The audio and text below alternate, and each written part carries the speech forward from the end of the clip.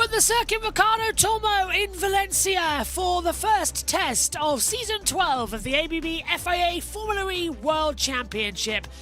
We're back at this wonderful venue a year on from a horrific storm which damaged the circuit and moved it over to Madrid.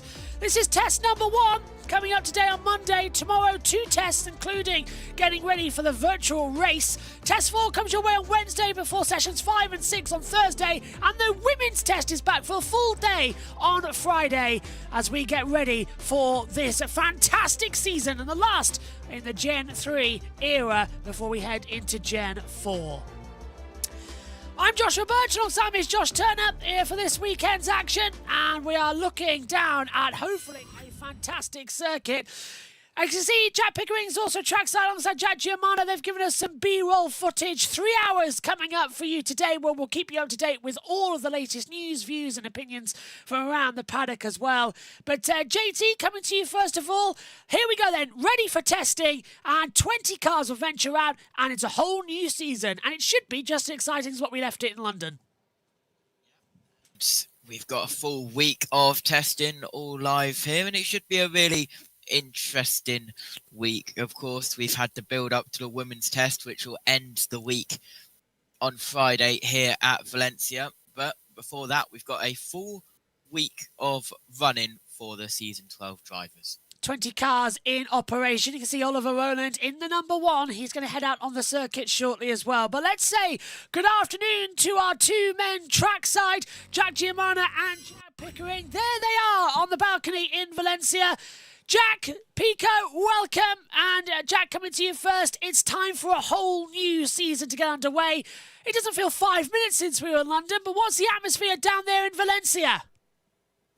Calm. I think calm is probably the right way to go about it because, you know, there is no one here apart from us and obviously of the media people. Fans come here on Thursday and Friday, I believe. So, you know, the atmosphere might be different then. But at the moment, it's just the calm before the storm. At the moment, we've had, you know, drivers just milling about in the pit lane behind us. So everyone's getting ready. We've just had it might be a delay to testing actually, because behind us, the Gen 3 Evo car, the demo car, so none of the team's cars, obviously did some laps. It's broken down and it's currently just getting offloaded now. So whether or not that might delay testing by 1 or 2 minutes, start of it, I'm not too sure, but it looks like they might get that all done and cleared. Hopefully they can get that cleared and we get started soon as well. Pico, you're no stranger to being at the Valencia test. You've done many an hour in Spain over the past couple of years. You were there last year when we had to move to Madrid. What's the atmosphere now that we're back sort of at Formula E's home in Valencia? Yeah, I think there's a lot of, but it's just nice to be back in Valencia. Obviously, the events of what happened here last year.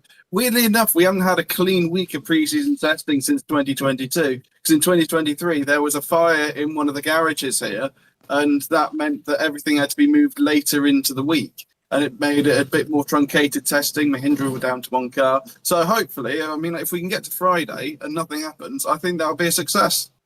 Certainly looks like it could be a success coming into it, but we've got numerous changes as well. I think the first one we should really bring into is Taylor Barnard, Jack, because he was the one that you were talking about on the FE bar.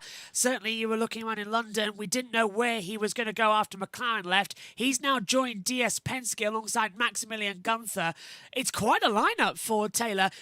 Just in his second full season of Formula E, he impressed last year. Can he win with Penske, though? We know how quick that car is. I think he can, for sure. I do think he can win.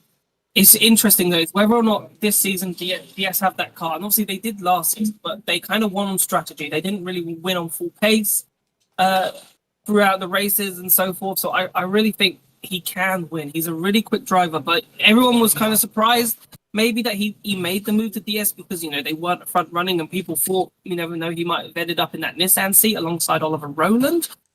But he's at DS. He can make that team his own, really, in the future. Obviously, he's got Maximilian Gunther there now, which will be trying to obviously claim his stake, but not number 1 driver. I don't think they have a number 1 driver at this precise moment at DS. They've got 2 solid drivers.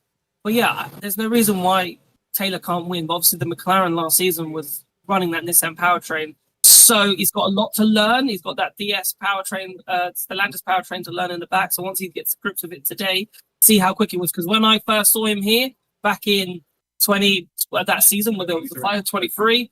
He was amazing, and he was a rookie driver then, and he was 7th fastest. So if he can replicate that here, you never know. He could be a real strong shot for this championship, make championship, or even just race wins.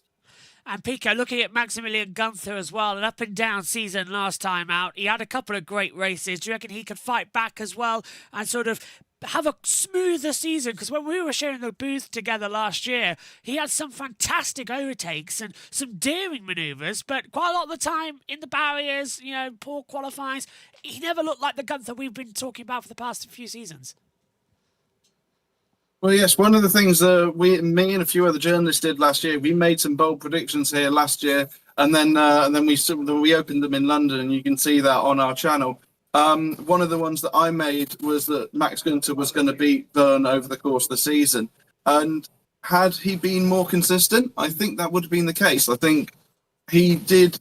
He had better days than Jev. It's that Jev was constantly there in the top 5 and the top 10.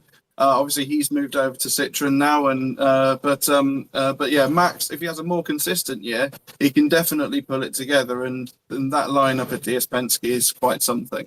You mentioned Citroen coming in, Nick Cassidy and Jean-Eric Verne signing up at Citroen Racing the first time the French manufacturers entered a single-seater motorsport. Jack, coming in, they've got 2 very strong driver lineups as well. Do you reckon that Nick Cassidy is ready for a new challenge? Because he was done at Jaguar at the end of last year. Yeah, it was a surprising one. I think everyone, especially the way the season ended, and I don't think anyone would dismiss Jaguar as a title contender like for this year. So this move was more about him, Gen 4, because I'm very interested to see how Citroen do, because obviously they were Maserati last season. They didn't really set the world alight. We haven't, the cars haven't changed. You have to remember that the hardware from last season is still the same. It's just software development.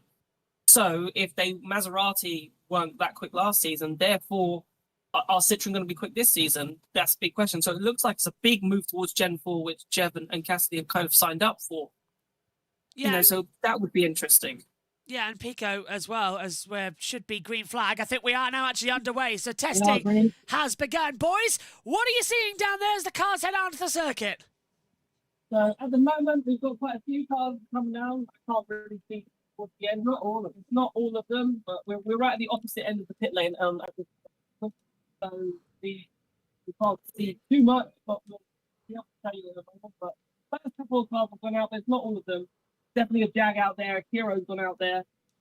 As they come around, we'll kind of count them round as they go. Yeah, we're stationed here, so the team we can move now. Quite spread out. But oh, hang on. We can hear you, boys. We can hear you. Right. So yeah, the team garages are quite spread out. We're above Lola Yamaha here. We've got Kiro underneath us as well, and then we've got the team as well. So yeah, we're going to hand it back to you, and yeah, we'll see. We'll join you for commentary in a little bit. Cheers, boys. Take care out there as we're now underway for the green flag. They're going to go on a little walkies and see what's happening. But JT, 20 cars venturing out on the circuit, and I'll go through who's going to be taking part out there. You've got Ollie Rowland, Jose Maria Marti, Maximilian Gunther, Mitch Evans, Lucas de Grassi, Antonio Felix da Costa, Joel Eriksson, back after 10 previous starts in Formula E, so alongside Sebastian Buemi and Envision, Nick de Vries, Zane Maloney, Norman Nato, Jean-Eric Verne, Jake Dennis, Felipe Drugovich, and we are aware that on the timing screen, Felipe Drugovich is spelled incorrectly. Just to point that back out to you, the boys have let them know that the timing screen is wrong, and many of the journalists have also done the same thing. Then we get Dan Tinkton, Nick Cassidy, Eduardo Mortar, Nico Muller, Taylor Barnard, and Pascal Verline as we get our first lap times venturing out on the circuit. And I think as well, JT, we're in sort of for a good day, because the good thing about testing is that you can head out there for 3 hours, you can get all these systems running, but it's just a chance to have a different atmosphere in terms of just seeing what the cars can actually push and get yourself back into mentality after what has been about 4 months away. Yeah, as the cars venture out on the circuit, we have our first laps being completed. It was the 2 Porsches, I do believe, who were first out together. As they continue now round the circuit, Pascal Verline and Nico Muller, the 2 Porsches this year. They're heading in towards turns 4 and turn 5. But cars just getting their first laps in, making sure the car is all okay. So off go the boys. They're going to go on a wander. We'll hear from them around the circuit as well. Get your questions in because we are in the Formula E Discord for the FEZ. And if you want to join us and have your opinions, just press the hashtag and you can come in. And we're going to drag Johnny in right now as well, who's here in the waiting room. Johnny, welcome. If you can hear us, you're live on air. We've dragged you into the FE bar. Welcome to you. How are you finding testing? Are you ready for a new season? Can you hear us? Well, hopefully we might be able to hear us shortly. Still muted, I think, on the Discord. So that could be already going a bit wrong. But if you do want to get in... Can you hear me? Yes, I can hear you, Johnny. Yeah. Hello, how are you doing? What do you want to talk about? I'm good. How are you guys doing? Very well, very well. Are you ready for season 12? Can't wait, man. Can't wait for the season to start. So what do you think coming into the new year as well? What are you sort of going to be looking for season 12? Yeah, it's gonna be more exciting than the last one, I guess, because a couple of changes in the teams and quite a lot of changes in the drivers as well. So let's see how the season goes. Do you reckon that we're going to see a title challenge towards the end of the year? Are you hoping that was going to be another close one? Yeah, more so this time. I think so. There'll be around 3 to 4 teams competing for the title, and around 4 to 5 drivers competing for the World Championship. So it's going to be good. I really hope it is going to be good as well. Who are you going to be supporting this season? Obviously, I'll be supporting Mahindra, but I think they also will be among the top 5 teams this year as well, like last year. They'll be competing for wins, but I don't think so they'll be able to fight for the championship as of now. Do you reckon that they can score a couple of the wins, as you say, because they've got a good driver lineup this year down there as well? Yeah. Eduardo Mortara alongside Nick De Vries, the same as last year. Do you think De Vries has got his mojo back? Yeah, of course. I think Nick De Vries is one of the most improved drivers, I think so, last year.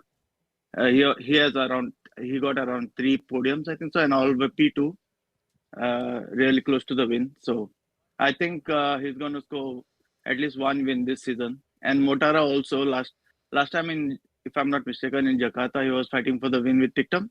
Yeah. But I think so the safety car or something spoiled it. Spoiled the challenge. Yeah. So hopefully. I hope it's going to get better for you as well. Anything else you want to have your voice on about season 12 coming in? Yeah, I'm really looking forward for the new rookies, how they're performing to see. And also, I want to see how Nico Muller does at Porsche. I think so. He's also going to be a very good good driver this year with Porsche. Johnny, thank you very much. You can come back anytime you like, and I hope you enjoy our testing coverage and testing out there. Yeah, thanks, mate. See you. Cheers, mate. Take care, See you enjoy. later. Take care. Enjoy yourself.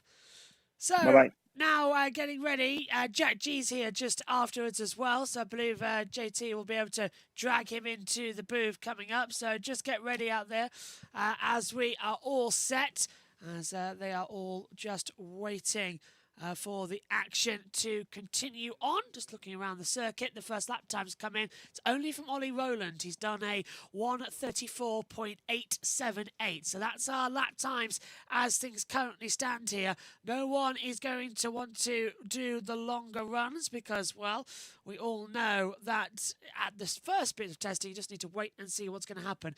But JT, what's happening in the YouTube chats as well? Have you got anything that want to be thrown our way? Well, we've not done our roll through of hellos yet.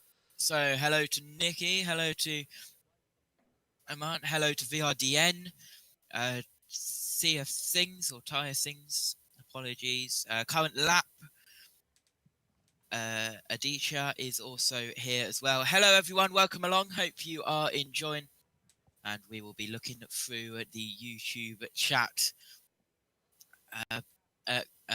Man is excited to see Citroen on track. Nikki's just here lurking. hello everyone, because well, we do get that it is the time of work and it's not the best time to be able to sit down and watch stuff. But luckily over here it's half term for me, so I'm around as well, which is good for you, JB, because then you're not just here waffling by yourself with the boys coming in every now and again. Yeah, not going to waffle all that lot. Pico, I just saw you unmuted. I don't know if you wanted to say anything. If so, just interrupt your trackside, boys. You've got the priority over us right now. Currently out on the circuit, Ollie Rowland, Taylor Barnard and Zane Maloney. They're just doing some long runs. Hopefully we'll have the data up soon. You can see that on our timing screens here in terms of information and lap graphics, but we will get that to you ASAP as to knows who needs to be where and when. But so far, it's going so good. They're not actually having a bad time of it overall. We were expecting some difficult sessions, but you can see all the live timing information available on our monitors here in terms of the gap and then the overall lap times. Just had Taylor Barnard do a 1:40.929, so he's going to go over. Right, let's bring Kiro into the boost. He's pit boosted as well. Hello, Kiro, can you hear us on the monitor? Hello. Hello, I can hear you. Welcome to testing. How are you doing? Hello. How are you? Very Hi, well. I'm good. How are you guys? Very well, very well. Have you had a good summer break? Yes, it's been quite good. Hi, Jack. Hi, other Jack. Sad I couldn't be here as I was trying to, but you know. Yeah, boys are over in hi, Josh. Go. Hi, mate. So, what do you want to talk about coming into season 12? So, Dan Tickton.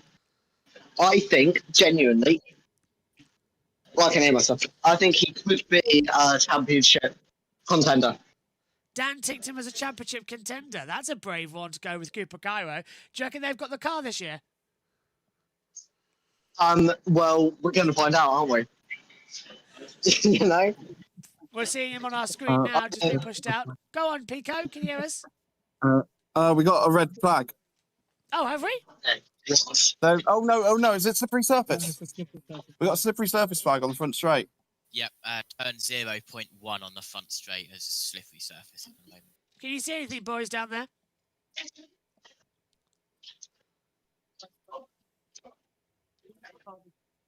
So what we have seen so far then is we've seen some pit boost. Lucas DeGrassi already done pit boost practice down here at Lola, which as here start great. So it would look like maybe Taylor Barnard.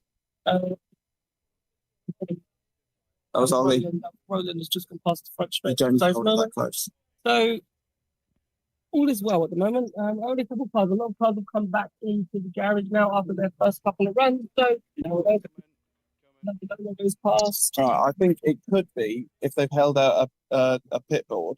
One of the things might have fallen into the circuit, but that's the only thing that I can think of at the moment that would cause that flag.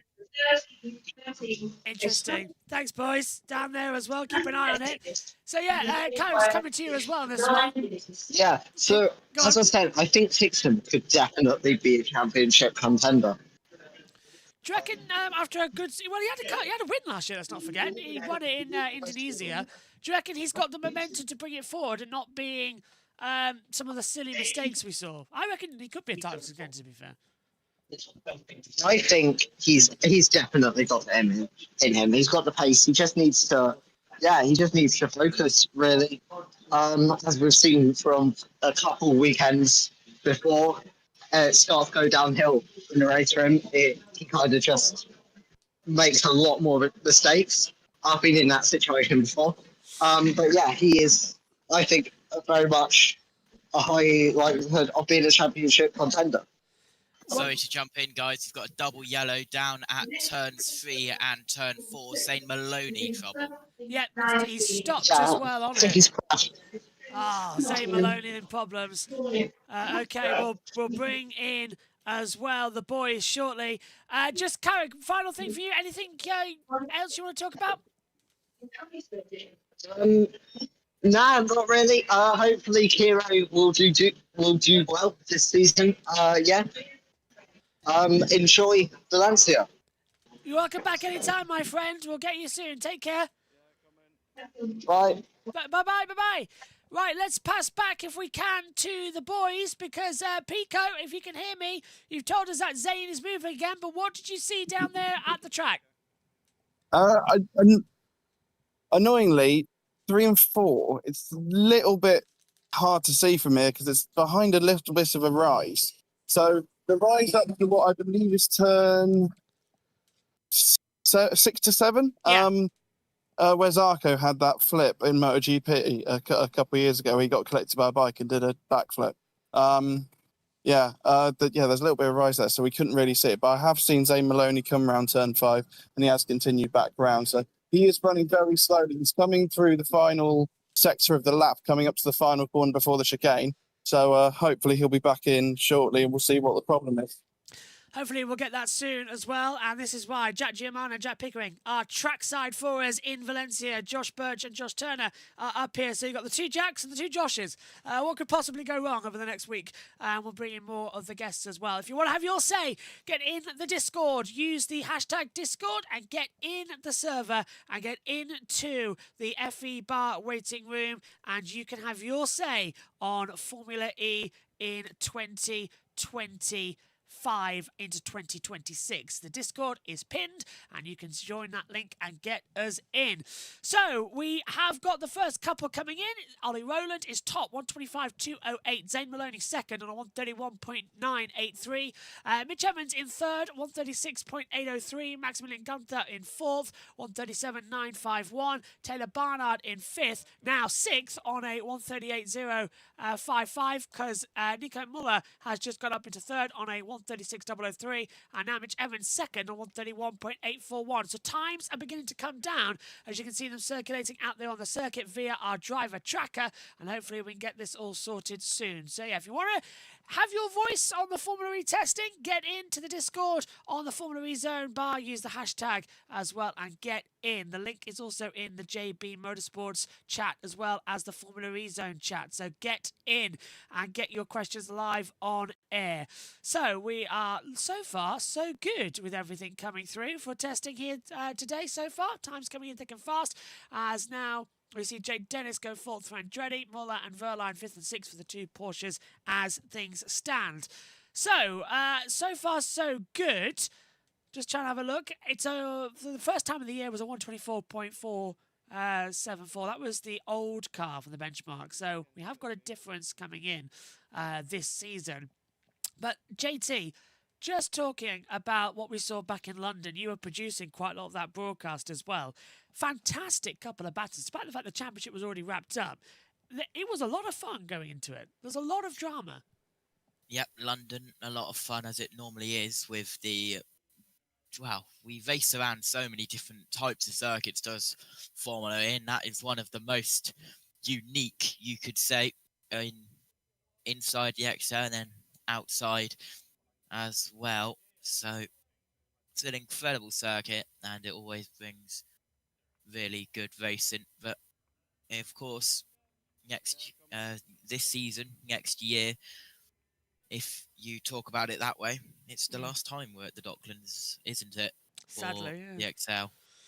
Looks like we're not going to be there too much longer. There's been rumours going around that Silverstone or Brands Hatch could come through as well. Just a new Formula E at Brands Hatch. Oh, yeah. I honestly want to see how that goes, even if it is just for one season and we just try it out. But that would be insane. It's the right fit, really, isn't it? Formula E and Brands is the right fit. Big enough for everything, works well, full Grand Prix layout. Let's go for it.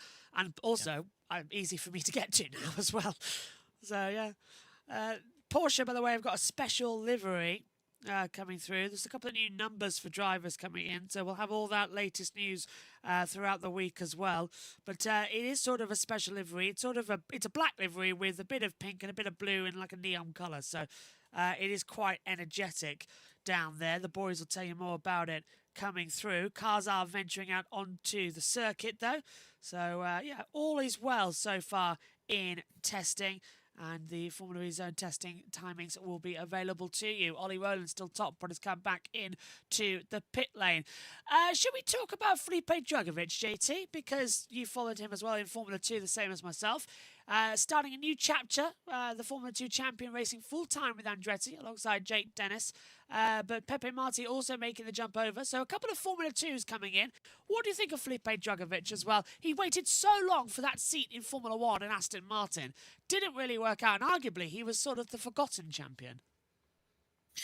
Yeah, Felipe Drugovich made his move to Andretti. Good move for Felipe. Unfortunately not able to get that seat in F1 due to someone, which I won't mention, because you've got Aston Martin, a team which like to keep their drivers. One that is talented and is a multi-champion in Fernando Alonso, and one who I'm not going to get into it, but everyone has their own thoughts about it. Got our first lap time deleted of the testing session. That's for Pascal Wehrlein.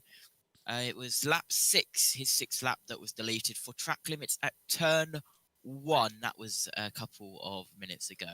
Somehow it doesn't surprise me that we have a lap time deletion already to come into it. But yeah, Wehrlein just going wide at that turn 6-7 complex as well. Sorry, I've said that, JT. I just realised I said that. But it's a different layout to what we have for the MotoGP, because we sort of cut back across the surface roads down at 8, 9 and 10. Are you going to have a go at me now because I've said that? You're shocking. You're so bad. Anyway, down at the final chicane, we've got the 51 of Nico Müller heading through. Downs at turns 13, 14 and 15. Across the line he goes, and he is completing more laps. We've got a couple of cars together of Wehrlein and then Dennis, and I believe one more behind that could be Felipe Drugovich, as he's the only other red car out on track. So the 2 Andrettis, and now we've got the Costa heading through the final chicane across the line once more, who goes 9th for 139.345. So time's already starting to flick through, which is, I suppose, good news in many respects as to what we're going to witness. Let's just bring up the browser tab for a second with the familiar faces coming through as we try and get our data systems back operational with a driver tracker, which is on my side frozen at the moment. But yeah, Roland's still top at the moment, JT, and I think Mitch Evans is just behind him at the moment. But let's not forget, these cars aren't exactly brand new, are they? They've had very similar runs that we had back in London. There hasn't been that big of a change. Yeah, not that big of a change, so just got to get familiar with the cars once again, which multiple drivers are taking the chance to do so. We just had Marty set a 149.968, way off the pace, just making sure the car is okay on a slow lap. 25 seconds off the pace, so that was a proper just get the car in, make sure it's all working. Yeah, get it in, make sure it all pays off correctly. We've opened up now our browser tab. Don't know why our live timing system's having a bit of a paddy out there at the moment. The systems keep jumping around. Of course, it is testing for the formulae.com timings, as well as they make sure it all gets back into operation ahead of the next season. But we are 22 minutes into the opening day of pre-season testing for the ABB FIA Formula E World Championship, and this is going to be the very interesting news as well as to what we could see. Let's talk about then something else that's come through, the calendar for 2025-2026 season. The ABB FIA Formula E World Championship is set to race in Sanya in China for the first time since season 5 back in 2018 and 19, confirming the final addition to the 11 event 17 round season 12 calendar, the largest and most expansive in Formula E history, including new races in Madrid, Detroit and Miami International Autodrome located at the Hard Rock Stadium.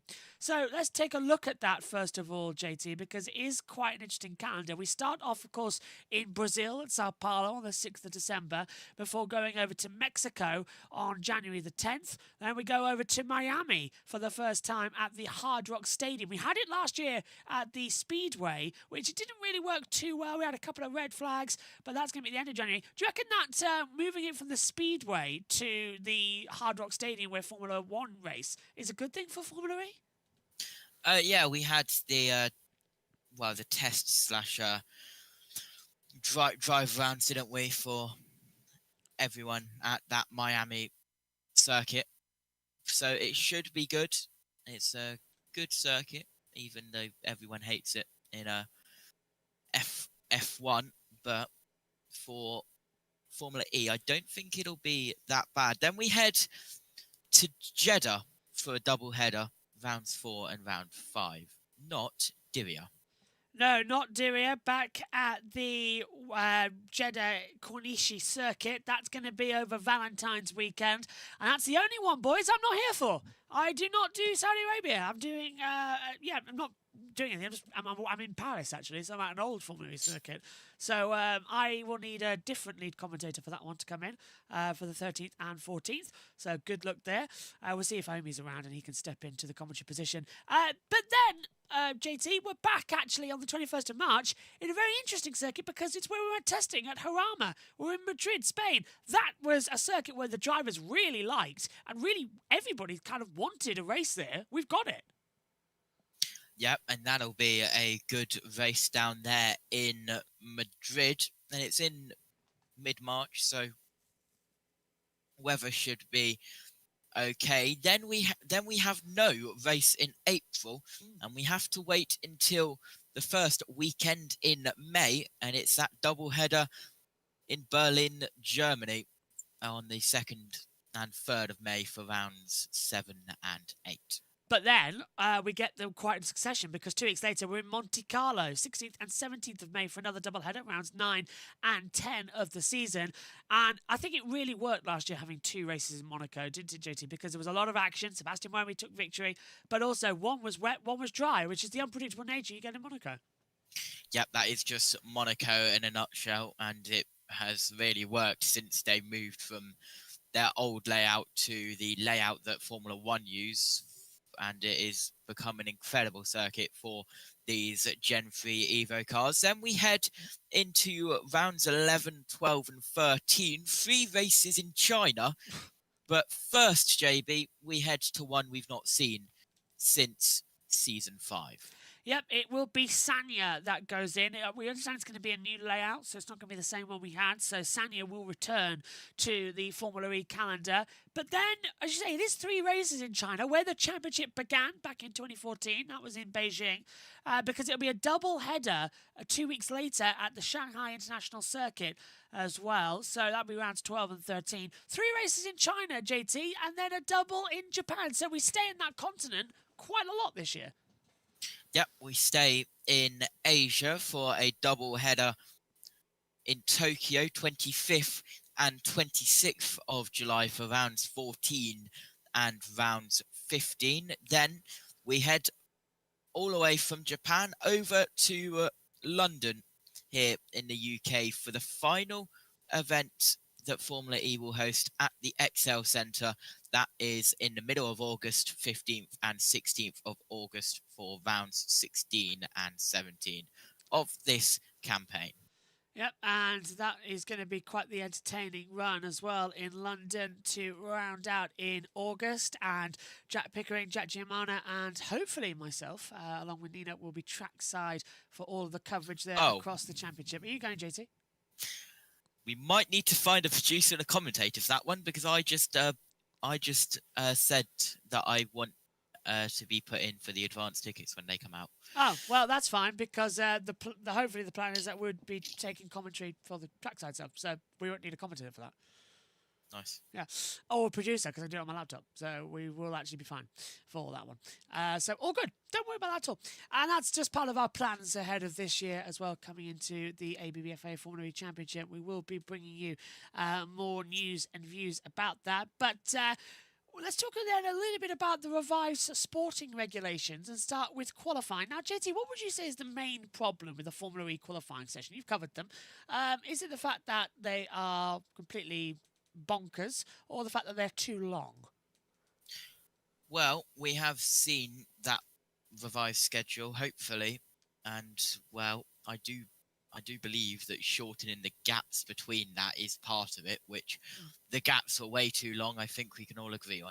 Yeah, they were too long. Qualifying group stages will now be reduced to 10 minutes, not 12, with the previous obligation to set a lap time within the first 6 minutes removed. And the duels times have been revised, ensuring that the overall qualifying session aligns more closely to 1 hour. Now, these changes aim to improve the flow of the qualifying session for both teams and fans while maintaining the core of the groups and duels format. Previously, we were seeing qualifying sessions at over an hour and a half, maybe even an hour and 40 to get sorted. It was ridiculous to come through. As we're heading back down to trackside as well with Jack Pickering and Jack Giamana. Boys, what are you finding down there? We've just seen that Verline's gone fastest on a 1:22.586. He's already broken that record, but what have you got for us? Jack Giamana. Yeah, no, it's just very interesting at the moment. If you can hear me, I hope you can hear me well. It's Sebastian Buemi. So Sebastian Buemi at the moment is the only driver that has yet to go out onto the track. Norman Nato was also one of the late runners. He's gone on and done and completed a lap now for 1:34.801. So Buemi, the only one left in the garage at this precise moment. So the first half hour of running for the Envision team, he hasn't ventured out on track. The only other people who haven't set a lap time, but they've done some laps, are Cassidy, Verne, and the two Mahindras have only done one exploratory lap so far. Yeah, so would that be normal for Buemi to miss the first 30 minutes of the morning? He was a race winner last year. I think it's interesting that I would think they would like to have at least done an exploratory lap at this point of the day. And the fact that they haven't is like a first minor concern that, okay, they haven't done any running. Because if we go up and have a look at Joel Eriksson's out there currently and has done 7 laps so far. So he's completed 7 laps. So he's out there doing a little bit of the running so far. But Buemi, still stuck in the garage. So unfortunately, we won't be able to get an answer to why he's in the garage because we can't go down into the pit lane because it's alive. But we'll try and see if we can, the problem does persist, we'll try and find out if Buemi did have a problem at the start of the session. Cheers, Jack. And can you not pounce around at the back of the garage as well, just at the media centre? We can try. It's just sometimes the people that we need to speak to aren't there. So we'll try. We do have their press officers' numbers, whether or not they get back to us and tell us if they probably will say it's all fine at the moment. So we'll just keep an eye out just to see if he misses the first hour, how long it takes, and then might be a question that we can put to them towards the end of the session to find out what happened at the start. Jack, I'm just going to throw it back to you because I've just seen your tweet you put out on the Formula E Zone Twitter with Pepe Marti leaving the garage for the Cairo team as well. What's the general vibe down there? Does he look like he's having fun? Is he good? He looked really happy. We were supposed to have an interview of him this morning, so we would have had a bit more info, but his general character, he looked very happy. So it's basically he was doing an interview in Spanish with some Spanish media and playing some games there. So he seems like he's ready, and so far, he's only his first couple of exploratory laps, so nothing to write home about lap time-wise, as he's just actually popped to P3 as we speak. So, 1:24.4. So far, so good. He's done 10 laps so far, getting used to the car, but obviously at the moment, lots of running. So he's up there at the moment with the most amount of laps done, which makes sense considering that he's, this is his first time to get round, to get to grips with the car and so forth. But I think if we talk about the move, actually, because I know it kind of shocked a lot of people, and maybe we thought, a Jake Hughes or Stoffel Van Dorn, someone with experience, but in terms of a rookie of Gen 4 looking ahead to Gen 4 next season, it's kind of a no pressure year. You've got a slower package than everybody else. You've got a year to just learn, and that could be brilliant for Pepe Marti because you have to remember he's only 20 years old. Yeah. So it could be just the perfect learning year. Get ready for Gen 4, and then really we can see what he's like in Gen 4. Obviously, he could still set the world alight now, but if it's not amazing this season, there's no pressure on him because like it doesn't matter. We have a slow car, so we know we're slow, and it's all eyes on Gen 4 and as much prep as they could possibly get with Porsche for Gen 4. Do you reckon that Gen 4 for Porsche is actually going to be good? Because they committed quite early on, didn't they, to this program? So they've had a bit more development time coming into it. Is that something we can look forward to, that next year is sort of like everything changes again for Formula E? Yeah, of course. I think with Porsche, it's hard to say because you can't count out the likes of Nissan, you can't count out the likes of Jaguar and so forth, and Stellantis, having a reset, and that's the fun of these new resets. You don't know who's going to come out on top. Look at Jaguar, for example. They didn't massively get Gen 2. I know they were still fairly new to the series, but then Gen 3 they kind of got the grips of. But who knows if they all can't get the grips of to Gen 4. It'll be the same with Porsche. Yes, we expect Porsche to do well, but doesn't mean that they will. So at the eyes, you think, having a Porsche powertrain for the Kiro team is brilliant because you'd think, okay, they're going to be on form, and then we're going to see whether or not, the likes of Dan Ticktum can win races more consistently and take the fight to the Porsche teams, because everyone has to have a modern Gen 4 powertrain going into Gen 4. So if Dan Ticktum and Pepe Marti have that, then and the Porsches are good from the get-go, then you can't write them off because it's only software, and then it goes down to your engineers. And if you've got good engineers, then all of a sudden you've got a chance to challenge, which is, going off on tangents, but I'm not saying that Envision don't have good engineers. They do. They've won a team championship, but it's interesting to find out a little bit more, and I think we will over the course of the year, why Envision dropped off so dramatically and what that how things could change for them for Gen 4 as well. So that's the thing. It's a new year, but it's like a whole year. It's like what can we learn? How can we look forward to Gen 4? Just speaking about Gen 4, because a man's asked in the YouTube chat right now, has Mahindra committed to Gen 4 yet as well? There's been a lot of uncertainty. Not yet, no. No is the answer to that. That doesn't mean they will. That doesn't mean that they won't be there. Doesn't mean that they won't be there. They haven't committed as a manufacturer yet, which means that currently Mahindra obviously make their own powertrain. So the problem that they have right now is, I don't know, I can't actually remember when the deadline, I think the deadline for that probably may have passed, but whether or not they've been given an extension to that could be something that I go and find out over the course of the weekend, what's going on with that, because it doesn't mean that they'll leave the series. It just means that they will become a customer team. Mahindra are not leaving the series as far as I'm aware.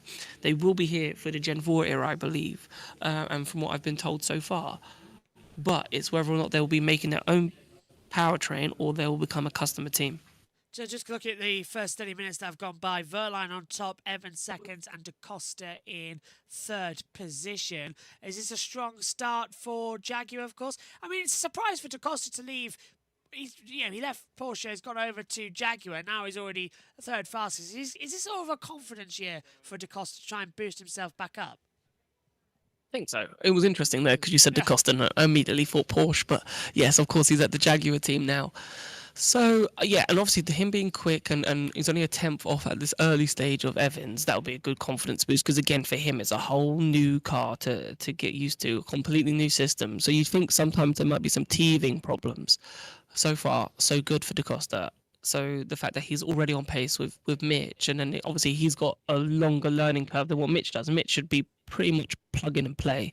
It shouldn't have changed too much for him from last season to this season.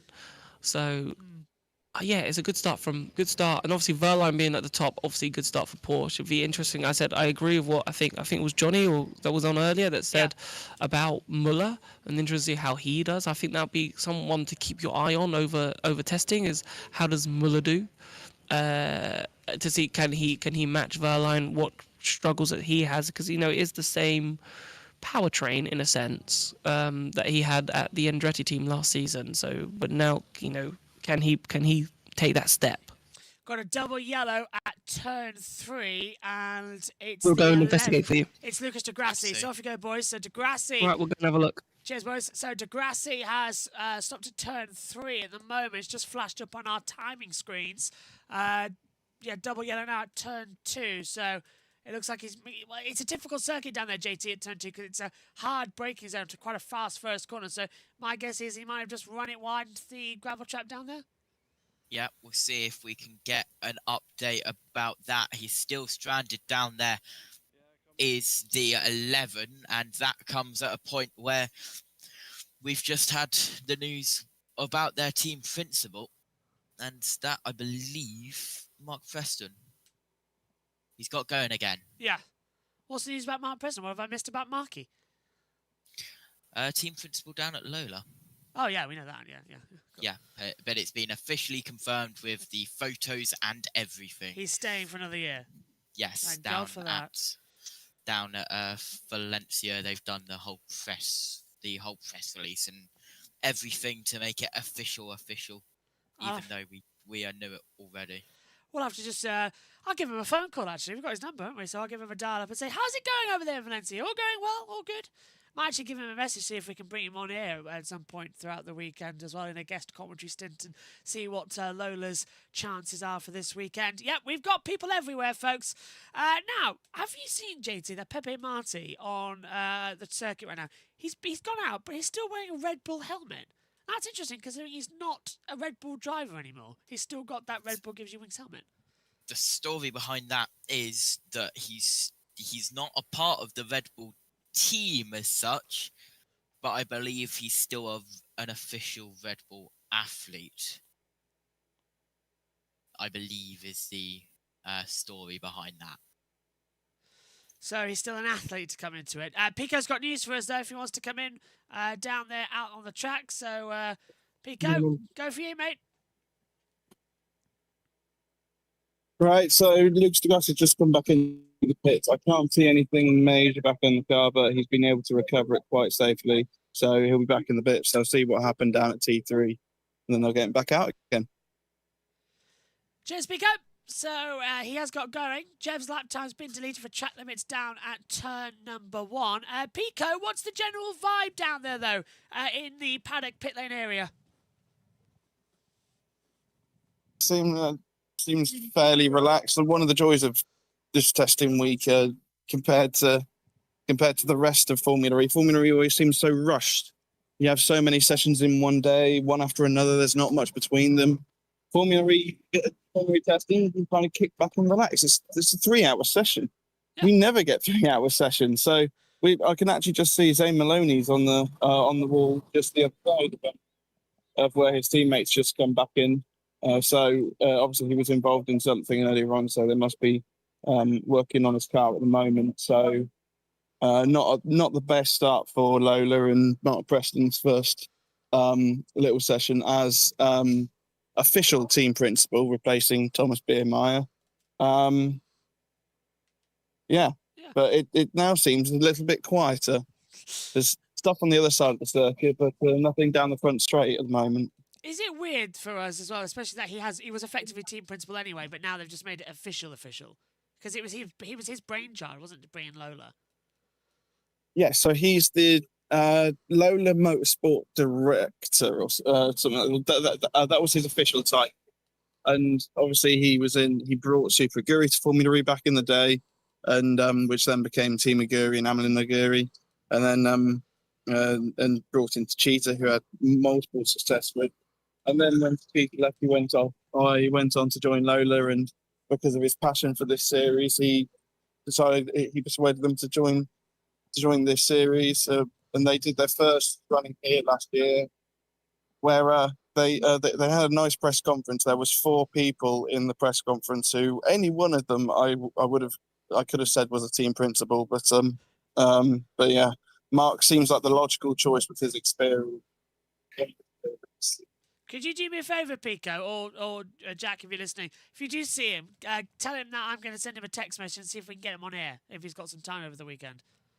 Will do. I will see if I can find him later on. Excellent, because that'd be nice to drag him up into the booth as well for some times. Roland's had a lap time deleted out there for track limits turn 12, and ironically enough on lap 12, and turn 12 is the last corner here, so it's quite easy to go wide out there on the circuit. So we've got Jack Giamana and Jack Pickering trackside for us in Valencia, Josh T and Josh Birch up here in the commentary box, providing you with all of the testing times and the news from around the area. We are 2 hours 18 minutes to go, and it's Pascal Wehrlein fastest in the opening 42 minutes. It's a 1:22.586. Mitch Evans is second, a 1:23.096. Da Costa is third on a 1:23.257.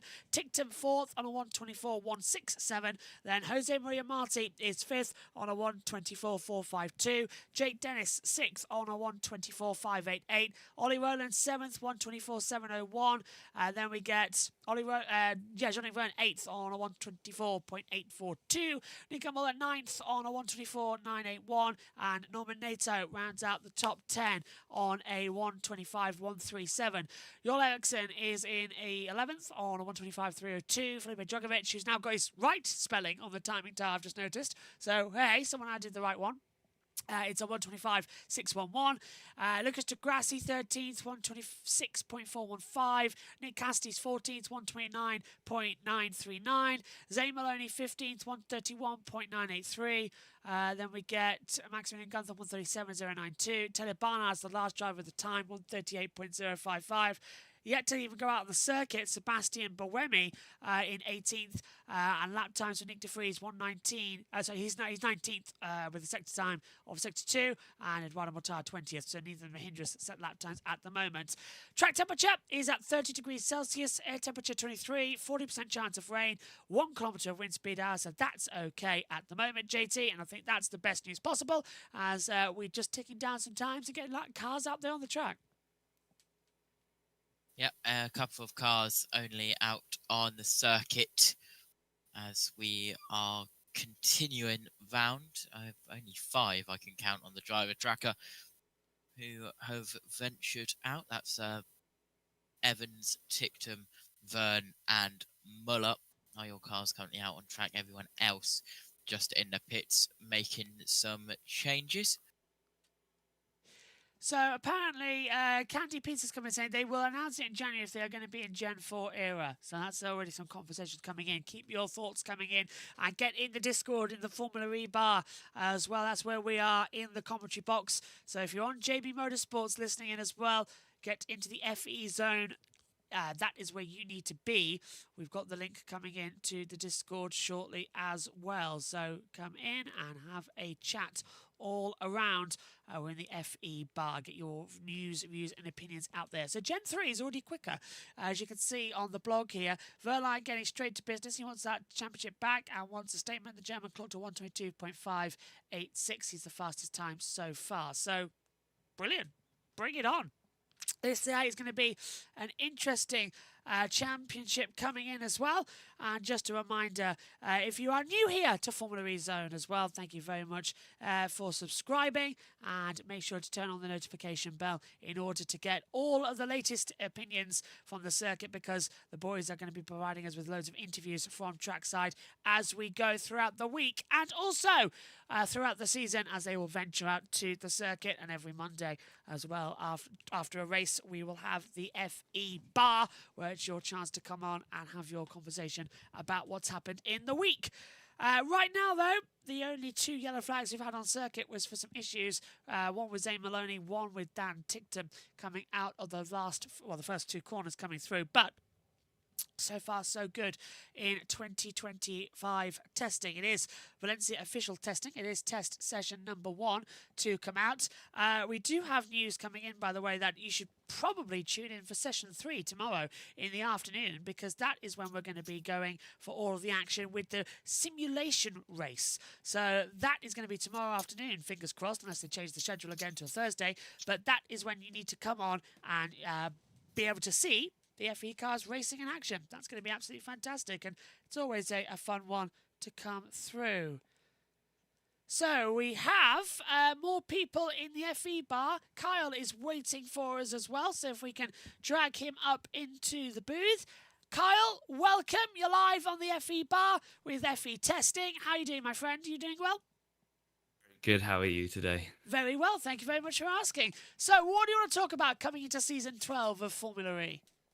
I think, I mean, earlier on you mentioned about the calendar, and one thing I noticed, and some of the others in the community have noticed, the gaps are a little bit better, but this year we've still got some long breaks between, I think it's Berlin and Monaco. So, and I was thinking, as we're here in Valencia, like it already looks like a decent track from the track map with a good attack mode and a bit of a good balance between high speed and medium speed. Could this track, do you think it could be a potential futuristic track for maybe season 13? I think when we came here a couple of years ago, that nightmare race that Formula E try and forget, with everyone out of energy in Gen 2, it wasn't ready then. The track was too long, the energy management wasn't there. But I think for Gen 3, this circuit's quite good because they've narrowed out the kinks for testing. They've got a good amount of regen zones on the circuit.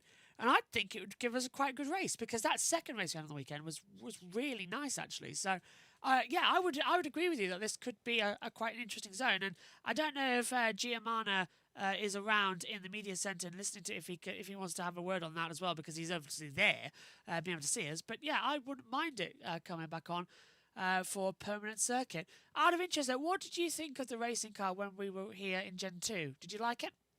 It's before my time, so I'm fairly new to Formula E. I was intermittently watching it, and then last season was my full first season, and it skyrocketed for me. So I'm a new fan, but I'm very passionate. Obviously, I've been doing my own content around it, just because I think as a community we can get this sport to be massive. There's definitely a space for it, and I'm glad you brought up like the race itself and them having them run out of energy, because obviously in testing we don't talk about batteries, and the Formula E is the leader in development for energy and batteries. And I think there's a lot that I think Duracell are doing outside, not to do with racing, but trying to get into that game. So I think they don't talk about it with like the 600 kilowatt chargers that we currently have from the pit boosts last year. Obviously they're on track intermittently, so they're not all together. And obviously the session being 3 hours long, they don't talk about the charging up time. Do you like the fact that we've got pit boosting from me? Because you said last year was your first year, so you kind of got a hybrid of being two different race formats for your first go around. Did that help at all understand Formula E, or did it confuse you when we came? I mean, it did give us that great race with Verstappen Van Dorn in Tokyo, which was quite fluky. I mean, pit boost, I don't think it adds anything, because if you look at Shanghai, when they came out after the first lot went in and then the next lot in, they came out exactly where they were, just a little bit closer.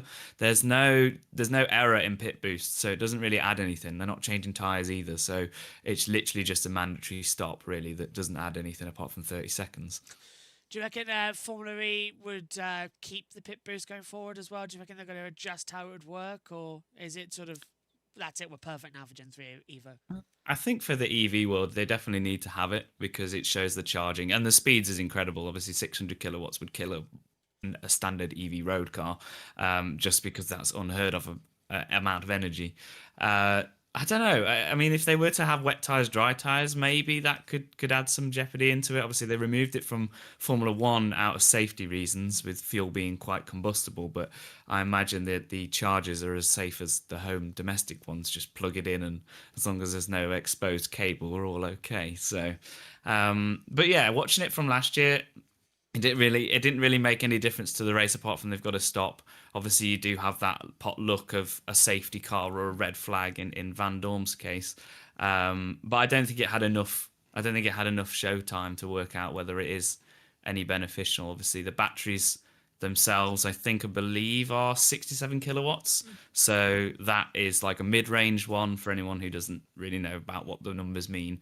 Obviously, your long-range ones for your big cars that do 300 miles, they're up in the 80s. But I imagine they've done it for weight. I don't know myself why they've chosen to use those batteries, but there are bigger batteries out there, which means we could go longer. So, but yeah, it's exciting. Obviously, this sport allows to innovate, and that's what I like about it.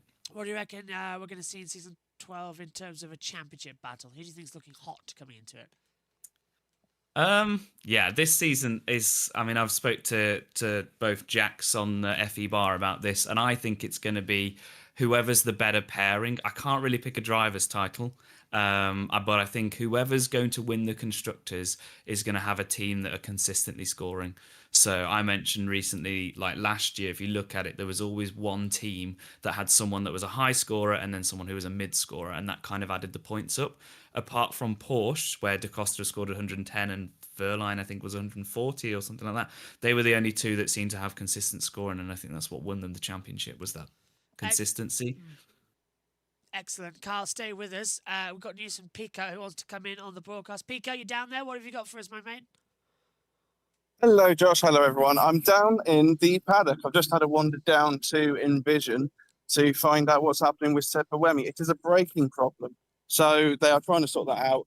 Hopefully, Seb will be out, but they don't have a time frame.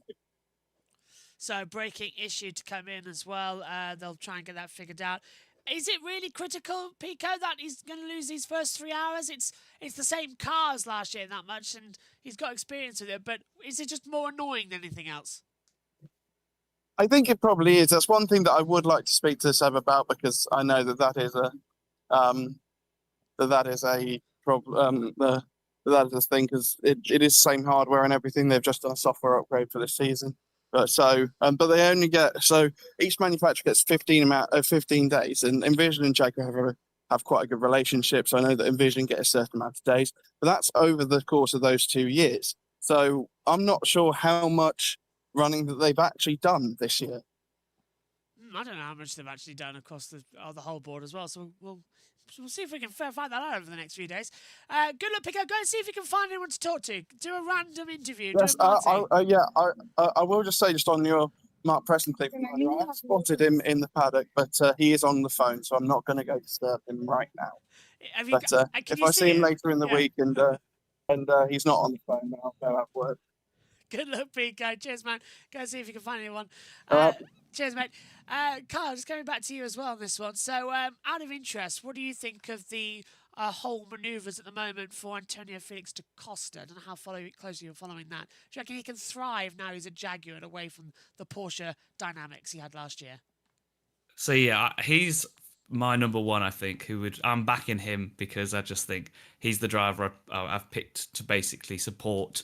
But I also think in Jaguar, that car was looking like it was tidy in the last couple of races. So, and he's got the caliber, and I think the Porsche tensions, that it's a boiling pot. There's a lot of pressures in Porsche, and I think there was that sort of looming that they knew they weren't going to keep him on. So I think last year was just a bit of a year that he wants to forget, to be honest. So I think he stands a good chance of winning the championship if he can just bed into that car and he can have some consistent, top 5 finishes and give himself some good groundwork for the first part of the season. Yeah, he's definitely one, I think, that is one to watch. I think this might not be a make or break season, because obviously we've got Gen 4 next year where it's kind of resetting the board. But I think, that Jaguar car is looking strong. Well, it was at the end of the season. And as the boys have mentioned, it is a software battle, so anything can sort of happen in developments of that. But yeah, I think as a driver, I think he's going to work pretty well with Mitch Evans. So yeah, I'm thinking he's a confident, strong one.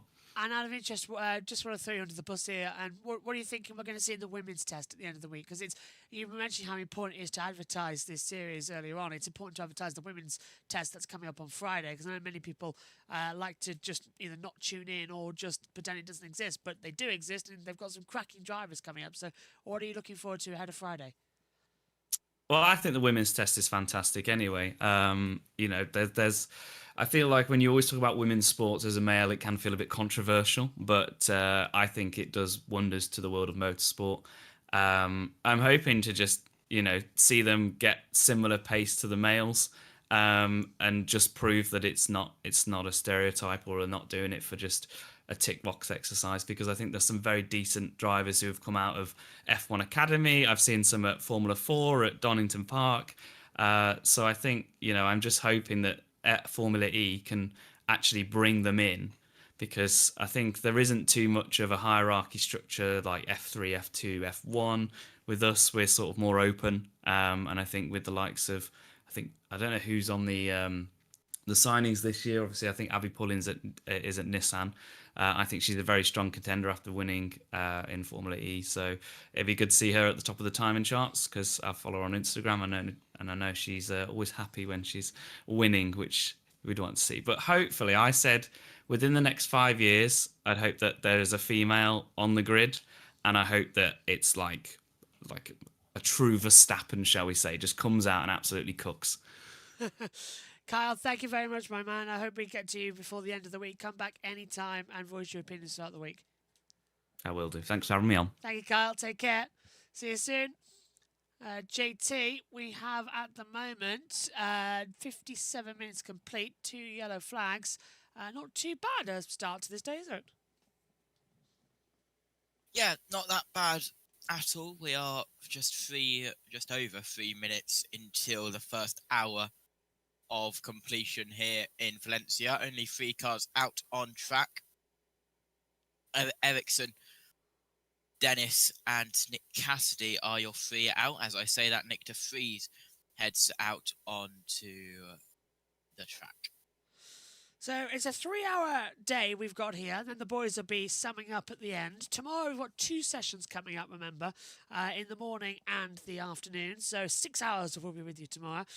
Wednesday, I believe it's only 1.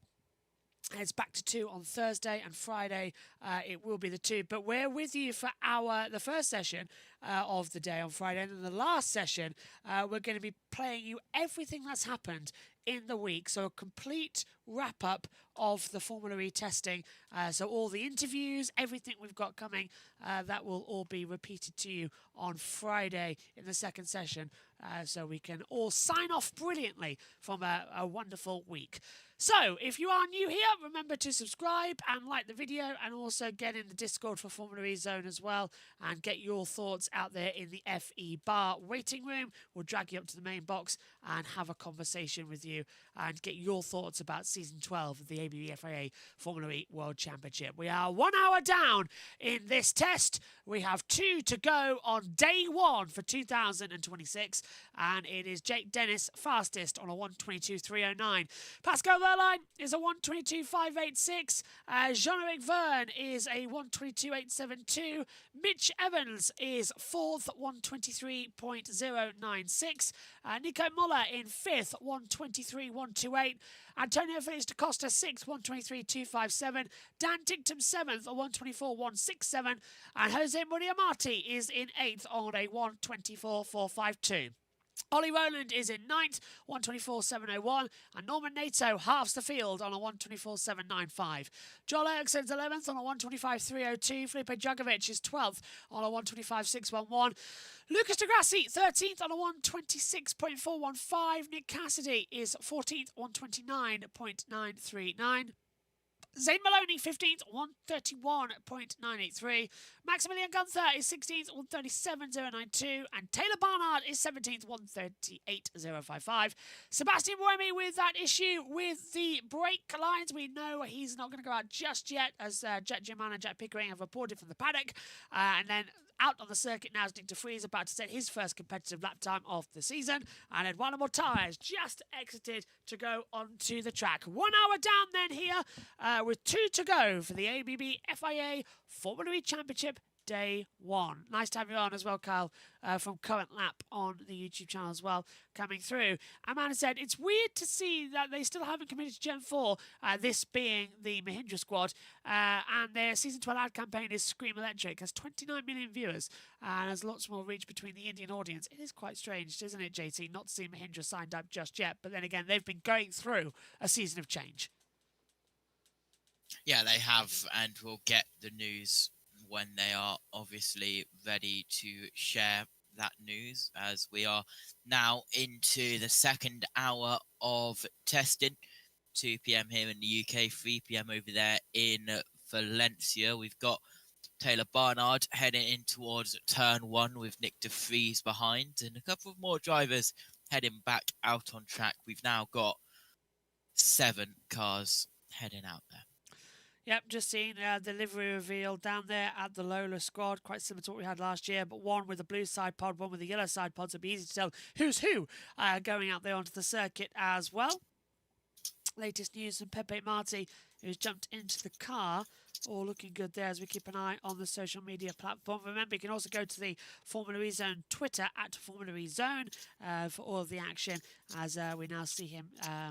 Technical gremlins at the moment. He's got a photo on the screen. We'll also take a look at all the social media posts from the FEZ team and also from Formula E teams in our wrap-up. We'll have those ready for the afternoon sessions and the morning session tomorrow with a full wrap-up of day one. If we can, I wanted to see if that we could get that actually in full screen, that livery we've got here for the team, because it is quite a striking livery for the Porsches. We'll have access to that shortly because it is looking quite good. But Dennis on top at the moment, as you see. Let's just go over and quickly do some running over with it. So testing at the moment. Dennis, the drivers are heading out, doing a few laps and looking at the setups. One eye in the bag, and there's another former champion at the top of the time. Dennis goes nearly 3/10 quicker than Verline and registers a 1:22.309. He's got the fastest one as things currently stand here in the test. Not too bad then, as Joel Eriksson has lost a lap time for track limits at turn 12, the last corner on the, well, the penultimate corner on the circuit, because we've now got the 13, 14, 15 chicane to come into it. So not much happening out there at the circuit at the moment. Top 5 now has completed times, but yeah, Dennis not looking too bad out there. So 1 hour into the running. Okay, let's pick up some of the news about this new season of ABB FIA Formula E and move on to attack mode, because attack mode rules have been updated to maintain competitive and unpredictable racing, with the option to only have now 1 attack mode during pit boost races and 2 attack modes for non-pit boot races as well. Additionally, the obligation to fulfill the complete attack mode has been removed. So JT, we saw really in pit boost races, trying to use the 2 attack modes, we're creating these situations where the drivers were still having time at the end of the race and they're getting penalised for it. Now that's been removed, and only with 1 attack mode, we should be in for just an easier runaround for races where energy sort of, again, takes the back focus and puts it more on the racing front. Yeah, a little bit less for the teams to have to strategise, as we just have the 48 of Mortara, just with the 28 down there of Felipe Drugovich there together on the circuit. The Porsches you mentioned, new livery, Pascal Verline, he's currently at second behind Jake Dennis, who is in the pits. It's a 1:22.309 to a 1:22.586 at the top. Still a lot of time to rank up as well here. With 2 hours to go, we're 1 hour in. Well done if you're joining us as well and have got us on in the background. We hope you're enjoying all of the action. So JT is going to be able to give us a review of all of the action when we are needed throughout probably halfway coming into the session as well. And then we'll hear from Pico and Giamano as well. I wonder if Pico's found anyone in the paddock, and he's been doing his usual talking. He's being Ted Kravitz today, getting all the latest news going around with a microphone and headset as well. Hopefully he's enjoying it. Dennis still on top. Out on the circuit right now, we have 7 cars, and we've got a yellow flag at turn 12, and that's a 7, and it's a 77. So Taylor Barnard is off at the last corner. So, don't know what's happened there. Maybe he's just run wide. But yellow flag has come out at turn 12. So, we've got the 21 coming through there, JT, at the moment. That's Nick de Vries. And we've got the 13 coming through of Antonio Fios da Costa. They'll lose their lap times. But that's a downhill braking spot. Now we've got double yellow. Marshall Point 11 and 12. So, this is not the best news. I hope it's just... Red flag! Red flag. Wow, okay. So, red flag is out. So... Jack, Pico, you better get down there because Taylor Barnard has stopped and the red flag has come out. So the session is suspended just over an hour in to our first day of testing here, and the session is stopped. Well, it's a shock, JT, actually, to see the session come to a red flag, because that would assume he's got some sort of technical problem or he's stuck in the garage. Yeah, we shall see, but red flag out on the circuit, and at 77, Penske car causes the first stoppage of testing. Of course, because it is testing, clock ticks down, it doesn't stop. So all the other teams just have to halt their testing for now. So they'll all come back into the pit lane. They're also limited to 50 kilometres per hour under the red flag, so they'll be cruising back in to the pit lane. So we now see them coming through. This is where we wish we had the driver on boards, but it is a yellow flag at turn 12. Also got DaCosta, apparently. He was registered as stopped on the circuit, but he hasn't stopped. I can see that. Hello to... hello, and they just got hi, I'm from Brazil. Hello to... Sheenus, I want to say. I hope I'm not pronouncing your name wrong, but hello. Welcome to you from Brazil. Hope you're enjoying it over there on the FEZ chat. Yeah, DaCosta is still circuit. No, DaCosta is slow at 4. But according to my monitor, he's still going. Maybe he's gone past the red flag. It's just the timing monitors because of how slow they're going. The timing systems identify them as A stoppage, out and yeah. not moving. That's how slow they go under the red. It's just normal FE things. Yeah, because we've got Zay Maloney had briefly stopped, as did Maximilian Gunther. So just got to take it back in. Maloney's now back into the pit lane, by the way. Recovery vehicle is going to be heading out onto the circuit. Don't know if we can bring in Giamana or Pico from trackside. They are listening in, boys. If any of you have got anything, let us know. I presume they'll be rushing down to that last corner. Just to let you know, boys, it is at turn 12. So just after the pit lane. If you can see anything. Presumably we'll try and get a camera angle out there as well. But if you're just joining us, we're under a red flag with an hour 52 to go of this test. And it is because of Taylor Barnard has stopped down at turn 12. Pico is on the case, we're being told. So Jack Pico is heading out there onto the circuit to bring us all the latest opinions as the red flags come out. One season with Kush is all I ask as well. A Kush Miner coming in to come in.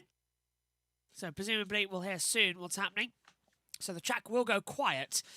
Dragovic at Andretti, this is the latest news coming through on the blog. Dennis going to the top makes a nice segue alongside the Brit is a new recruit to Andretti. And Pico, what have you got for us? Well, so I forgot my mic, tried to go back. But Phil,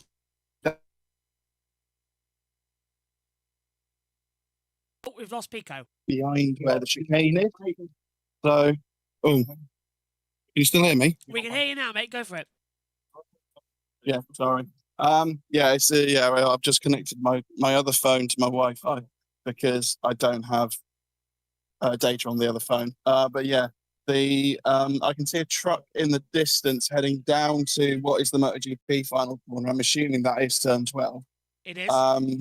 Yeah, Phil Charles has headed down from the DS Penske garage. He is going past the FIA garage now, and I'm assuming he's going down to what the issue is.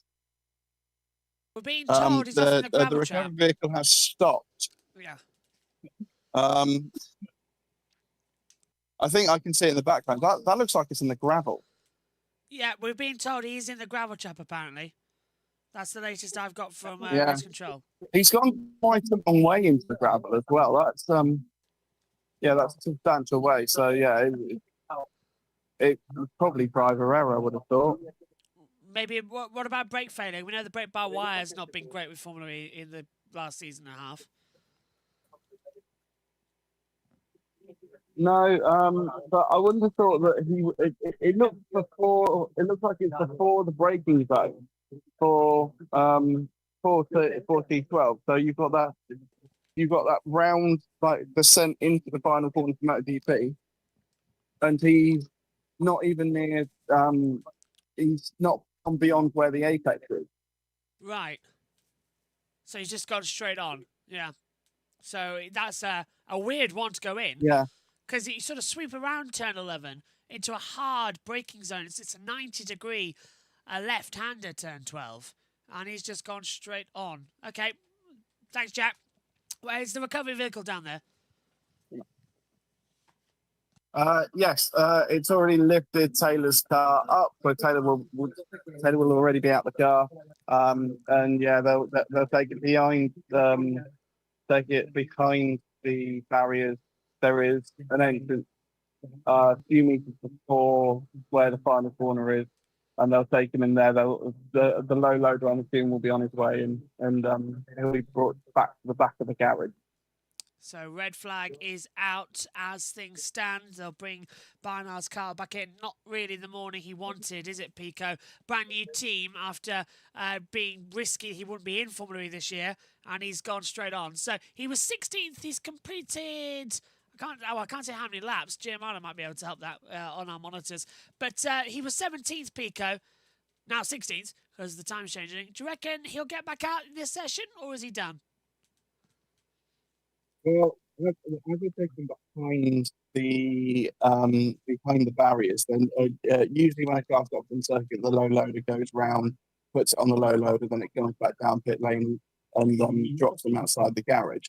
Whereas I think because they're doing it on the other side, it will head to the back of the garage. They might be able to push it through the gap at the end of the pits, and the team will be able to wheel them down from there.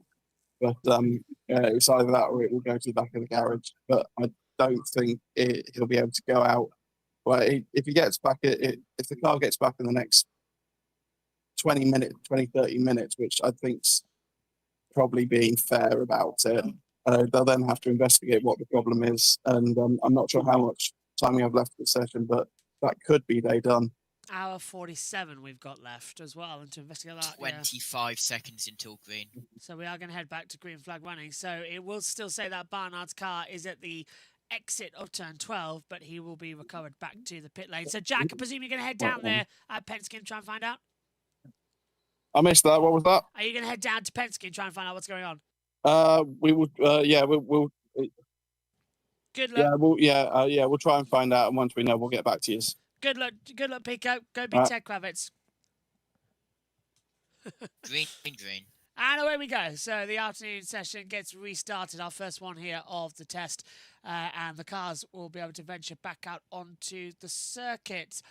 Notice that we did the recovery vehicle out there. That's now been recovered in, and the safety car still standing because there will be safety car laps, of course. Session has restarted, but no one in a hurry, JT, to head out there on the circuit, which is not really surprising. Yeah, they'll just be resetting the cars, getting ready to go back out on track. It was under a minute warning. It was around 50 seconds warning for that green light to go back on. So maybe the cars might have not been ready, but we'll see when the first cars head back out. It was an 8-minute red flag, so not that long. Yeah, we've seen worse. We've seen worse coming through. As we'll show some B-roll footage of the cars from this morning. If you're just joining us for the first time. There we go. Dan took him out on track. Ah, well done, Dan. Well done, Dan. We're seeing his car actually now on the circuit, as well as Jose Maria Marti getting an interview with Spanish media. They should have had an interview, actually, the boys with Formula E Zone earlier on today. But the Spanish media went a little bit over time, so that's now been moved, I believe, to Wednesday. So you'll hear from Pepe throughout the week, as well as Dan Ticktum and many more. We'll also have the press conferences being played out as well, and all the news from Formula E Zone as well, and Formula E, because we get the media logins as well with all of their media access. So it's never, ever a dull moment coming in for Valencia testing, as we get the media bank with all of the info, including, fingers crossed, the press conferences for all of the action as well. So yeah, we'll just keep you up to date with that. Press conference tomorrow, 11:45. That is over there. That's GMT. For the drivers' press conference, team principals' press conference is at 12 o'clock. So there's a half-an-hour session. Then we'll also have that again repeated on Wednesday. Thursday we'll have the same, but also after we'll have the Spanish press conference for half an hour. And then on Friday we'll have the women's press conference as well as the drivers. and the team principals. So we'll have the women's drivers press conference at 11:15. We'll be able to bring you that in the afternoon as well, and all the latest news, views, and opinions in the ABB FIA Championship. The 77 car is moving on the driver tracker because he's on the back of the low loader. That's why it's going quite slowly. The tracker still does work. He's just being brought back into the pit lane. So he's into the pits and he will get out there soon. So, coming up on halfway in this one, the drivers are back out onto the circuit, and we're just looking at Jake Dennis, actually, who is circulating. He's right behind the 3 of Jose Maria Marti down at turn 9 of the crossover point. That's where attack mode is, by the way. Why is there an attack mode in testing? Well, it's because we do have a race tomorrow as well. The simulation race will take part tomorrow. We'll have a qualifying format as well, so they'll all get used to how it's all going to work, and we'll all be good. That's actually a question for the boys. Are we doing a qualifying simulation because they need to get noticed on the new rules as well? So we'll see if that will change over. But first lap times are coming through, including a full power lap for Jose Maria Marti. So his first ever run at full power is go, as is the same, actually, for the 28 of Felipe Drugovich. So they're both doing their first full power laps together. Carl's asking, where is this? Valencia? It is Valencia, with the circuit Ricardo Tormo. And this is the resurfaced area as well of the circuit down there. So that's where the boys are. Josh Birch and Josh Turner up in the commentary box for you. Jack Pickering and Jack Giamana are trackside, getting us all the latest opinions. And if you want to have your say on Formula E in 2025-2026 seasons 12, join the Formula E Discord. The link is pinned in the chats, and you can get into the FE Bar waiting room, and you can have your opinion said live on air. This is your show, as well as we are welcoming you to testing. So, anybody selling any decent lap times at the moment? Well, it's really annoying, actually, because I believe, JT, looking at the driver tracker and our timing screen, Barnard was on a push lap, 29.2 first sector, 30.7 second sector. I think this is going to be, you know, he should have had a run, but he's just made a mistake, I would say.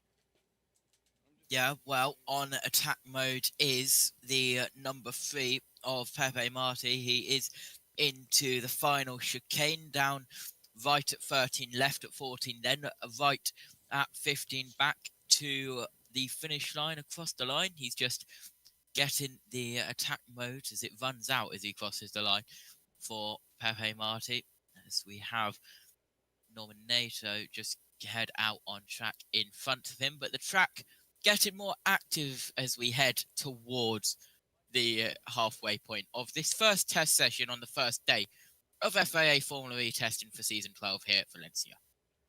So we've just also had it confirmed that they are going to have some extra track time on the circuit, which is good news. So they might extend the session by a further 5. So we'll see if that gets collaborated with the boys' trackside, as we've got. Barnard is okay, so that's a good news to bring you. That's some Formula E themselves. So all is looking good right now, as we keep up to date on the Formula E Twitter as well, at Formula E Zone, for all the latest news, views and opinions, so you know exactly where to go. But yeah, just taking a look, JT, at some other information out there, we're going to see, I think now, a bit of long run pace. I can't see that's going to change over anymore. Yep, as we are circulating, we've got Mitch Evans in the final chicane. Down in towards turn 12, we've got Felipe Drugovich, who's just overtaken that 23 of NATO, who's on an outlap. Down into the final chicane, there you go, also pushing, it looks like, Dan Ticktum. He's just gone through on Pascal Verline down in towards turn 8. There's multiple cars just getting their liveries and cars all sorted. Any exciting new liveries, Eric asks? I like the new Citroen and the Mahindra update. Porsche is definitely one to talk about. That's a nice livery, isn't it, JB? It is a lovely livery, that Porsche. I'm hoping the boys can get us in there and take a look to see what's happening. Formula Electric, by the way, Fiercely Electric, saying she's having the worst FOMO ever of not being trackside. So get in the call, get in the testing, see what you can do and see what you want to say. This is your session as much as it is ours as well. Just taking one of the ear cups off so I can hear a little bit better as they come through. So, yeah, let's hope it's going to be very interesting. What's going on here to see what's happening? Well, that was a while ago. I was wondering what was going on there. I was looking at testing information for 2023, not correctly. See, that's not great when you're trying to search on social media for all the interesting ones. Looks like the most of them are broadly the same. Kiro, Jaguar, Lola, DS, all more or less identical. The Lolas are interesting because they've got one with yellow, one with blue side pods. So it should be able to take who's who out there. As we've got our little B-roll footage going at the bottom there from the system. We'll update that, actually, that B-roll footage throughout the test. And we'll also have the interviews down there in the bottom corner throughout the day as well. So anything from the trackside, the boys will be able to tell us more and more information. And they will be trackside again. You will see Jack G-Man and Jack Pickering towards the end of the session. They're going to be recording some things from the balconies, and we'll see them in the racing tomorrow action as well. So it's going to be quite good. We didn't touch much about it. Do you think the sport has grown since Gen 2, says Current Lap as well? That's Kyle coming back in. JT, what do you think? Has Formula E grown since Gen 2? It was a rocky start to the third era of this championship, but do you think it's improved a lot? Has it really sort of gained traction globally, I think is the one I'm looking for? Yeah, definitely. They're expanding quite a bit, is Formula E. They've got their China race back, of course, that triple header in China, and you can see that they are focusing on that part of the world. You could argue with 5 races split between China and Japan back to back, and then we head back to the UK and London. Carl saying, I think COVID has a lot to answer for. Lots of momentum built up towards the second half of Gen 2. And then the pandemic hits. I think it's probably back to where they were at that point. Yeah, the pandemic had a hit on everything, didn't it? Especially Formula E. Seems like Jeff Dodds has been a good CEO so far. JB, thoughts? Yes, and I'll say yes because he actually listens to people like us, the journalists, who cover this series, who love to cover this series, and he's sat down for an interview with us here on Formula E Zone as well. The boys have had him on, and he was nothing but respectful, nothing but honest, and said, look, anything you guys want help with, just come to me and I'll talk with you and we'll get it done. He's a boss who is open-minded. He's a boss who's open-minded about the future, which is social media. And he's a boss who absolutely loves promoting this series and doesn't see a problem with any way to do it. He's the right boss. I wish Jeff Dodds was in charge of Formula 1. I really do. He's the right boss for the right time. I absolutely love him. And boys, if you're listening, Pico, Giaman, if you can come in on this when you can with a microphone. I know you two have interviewed him and see him regularly around the paddock. I'd love to hear your thoughts on Jeff Dodds as well as a CEO in the championship. So when you can, just come in and have a word with us on that one as well. And also, let us know in the YouTube chat. What do you think about Jeff Dodds being a CEO in Formula E? Personally, I think it was fantastic. But yeah, JT, have you noticed a change in this series at all over the last couple of years? Has it sort of attracted you more as a viewer? They've definitely tried to make it a bit better with the qualifying format, where they struggled a little bit. People didn't really like it because of the big gaps, but then it had dramatic moments as every single part of any single race weekend across all series has. They have their formats to try and get those dramatic moments, and the Jules definitely did that. But was it a way that Formula E wanted? You'll have to ask that and make up your own opinions about that. But some of the races we saw last year because of the mandated stop, but I believe we can go down to Giovanna, who's down in Valencia. I can hear him in the background. Go on, Jack. Hello, sorry, yeah, you can probably hear. I think you're talking about Jeff Dodds, I and you wanted was. someone to come on and talk about Jeff Dodds. Yes, you've interviewed him. What was he like? Yeah, we have. He's very nice. He's a good CEO. We have a lot of time for him here. Obviously, he came on the FE bar and answered your questions. And obviously, I know we've got lots of new people, so obviously we run an FE bar show where you, the fans, get the chance to have your say on the show. And Jeff Dodds came on one of those shows, and answered your questions, directly. And he was on for about an hour and a half. So you wouldn't find many CEOs doing that. And that's the beauty of what we do here at Formula E Zone. So can't complain about Jeff Dodds. Obviously, there's probably one or two things which he's done, and you're like, oh, probably not the wisest decision in the world. But on the whole, he's been a breath of fresh air for Formula E.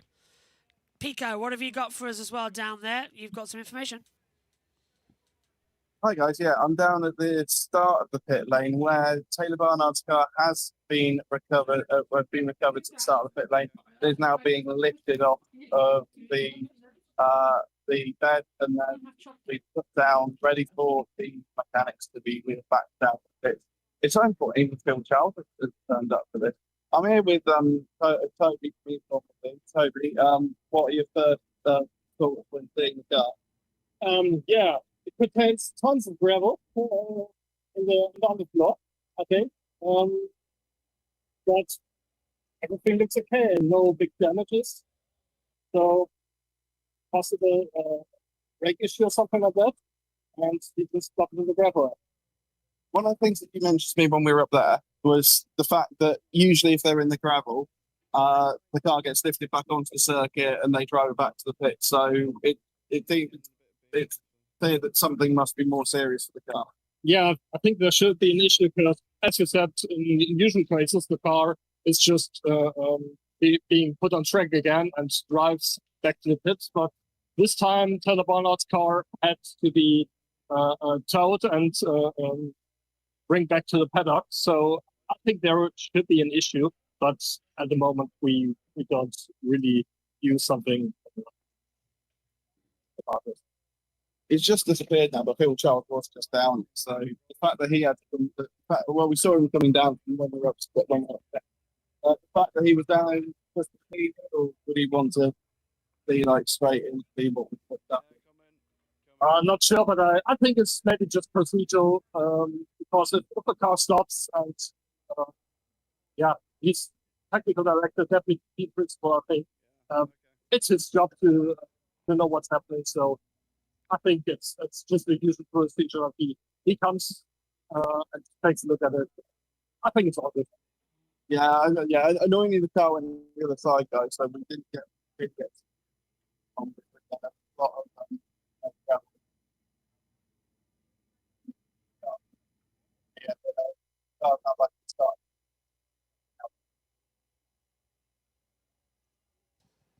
Might have lost Pico's signal there. Just for a No, second. I just finished talking. Oh, no. Just finished talking. I can hear you, mate. I can hear you. No worries. Chatted off. So, all looking good down there then? Well, not for Taylor Barnard, but the car's back to pit stage start looking at I don't know what the problem is. And they've got an hour and a half to try and figure out what to do.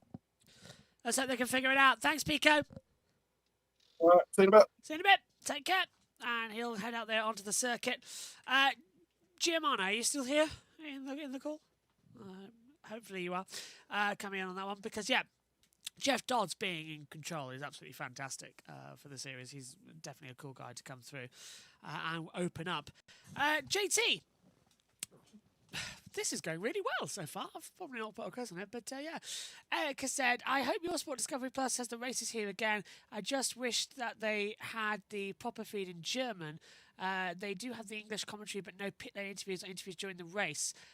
Yeah, that's a little bit of a weird one, isn't it? Because mainly now they just take the international feed, which is broadcast in English. But at least we've got pit interviews, thanks to Giovanna out there as well, and for Picoing. So, yeah, what do you think about Formula E Could they do more to promote themselves globally? They keep saying, "Oh, we've got the, a record high viewership around the world. We're good in the first 2 quarters as well, where we're needing our target audiences because they don't run in quarter 3 or really quarter 4 of the year." But do you reckon they need to improve a little bit? Yeah, and well, I'm going to sound like a broken record here, and I'm going to sound like people who are always like, you are never perfect.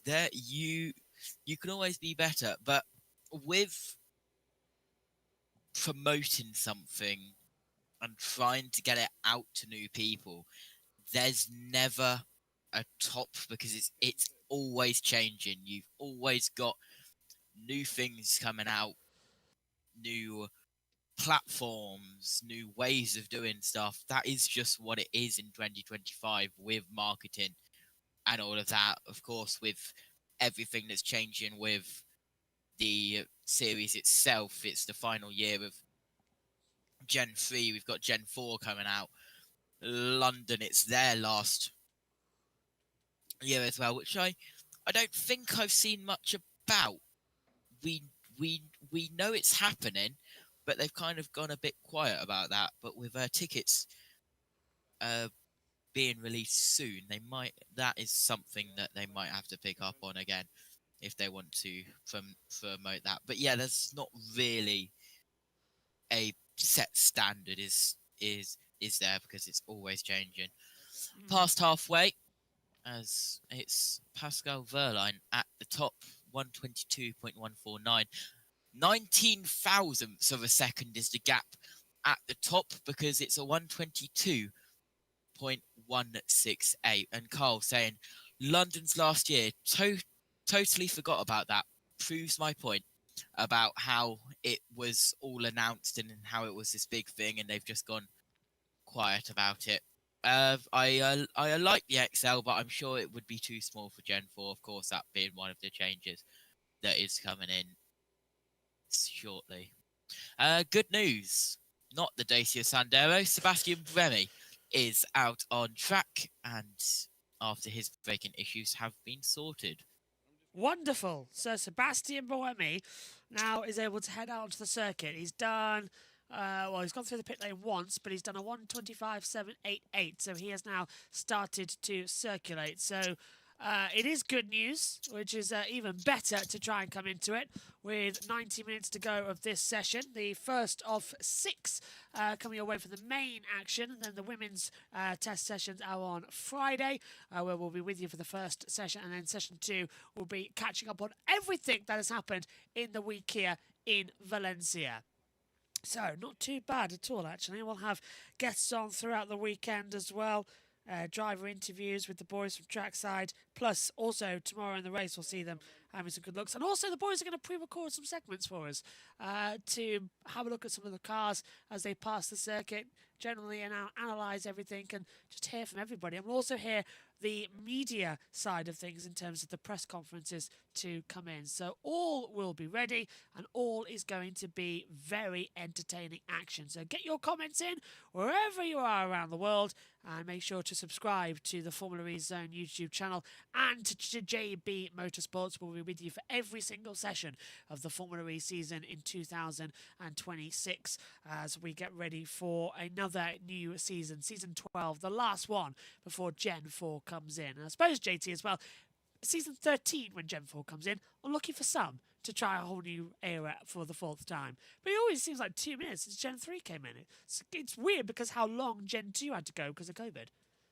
Yeah, it does seem like that, but in a world where it is constantly evolving with EVs and a certain person in America trying to promote EVs and launch stuff to Mars as well. But that's all I'll say about that, because everyone has their own opinions about that, and we're here for Formula E racing, not that company. But across the line we go. On attack mode is the 25 car of John-Eric Verne. He's in towards turn 1. Also on attack mode is the 21 of Nick de Vries. I don't like how Citroen and Mahindra are the same colour on the driver tracker. It's annoying me as well every time I try and look at the It screen. it is only testing though. Yeah, it probably will change. I hope it changes. We're trying to get our blog back operational, but unfortunately on the browser source, it has gone You down. broke it. I haven't broke it. It just won't go on. It just won't reset itself. But I can tell you it's all changed at the top with Verline at the top. We had an image of Barnard in the gravel that I want to try and pick up eventually. But yeah, we saw him. He had just gone straight on into the gravel trap, so it's nothing too bad. As things stand, but thank God we've got the B-roll footage that we can just keep popping on for you back at home to still see some of the cars, and that B-roll footage will get increased as we go. Norman Nato is the quickest Nissan at the moment. There's a different number on the Nissan of Nato. We're used to him running the 17 on his car, a tribute to the late Formula 1 driver Gilles Bianchi, of course. But for season 12, the Frenchman has number 23. Now in Japanese, number 2 is NI, and 3 is San. And with Roland sporting the champion's number 1, Nato continues the nice little homage to the manufacturer, so runs number 23. Nato currently sits in 4th as he continues with Nissan after coming close to adding to his podium count last season. So, yeah, he's running the number 23 this year as well, so not the number 17, which was on over Gilles Bianchi. And Carl in the chat saying, curious about Porsche. The new Porsche CEO just pulled a massive public U-turn on EVs only a few days ago after they pulled out of WEC in favour of Formula E. No idea what they were thinking. I wonder if the Porsche Formula E team is sharpening their CVs.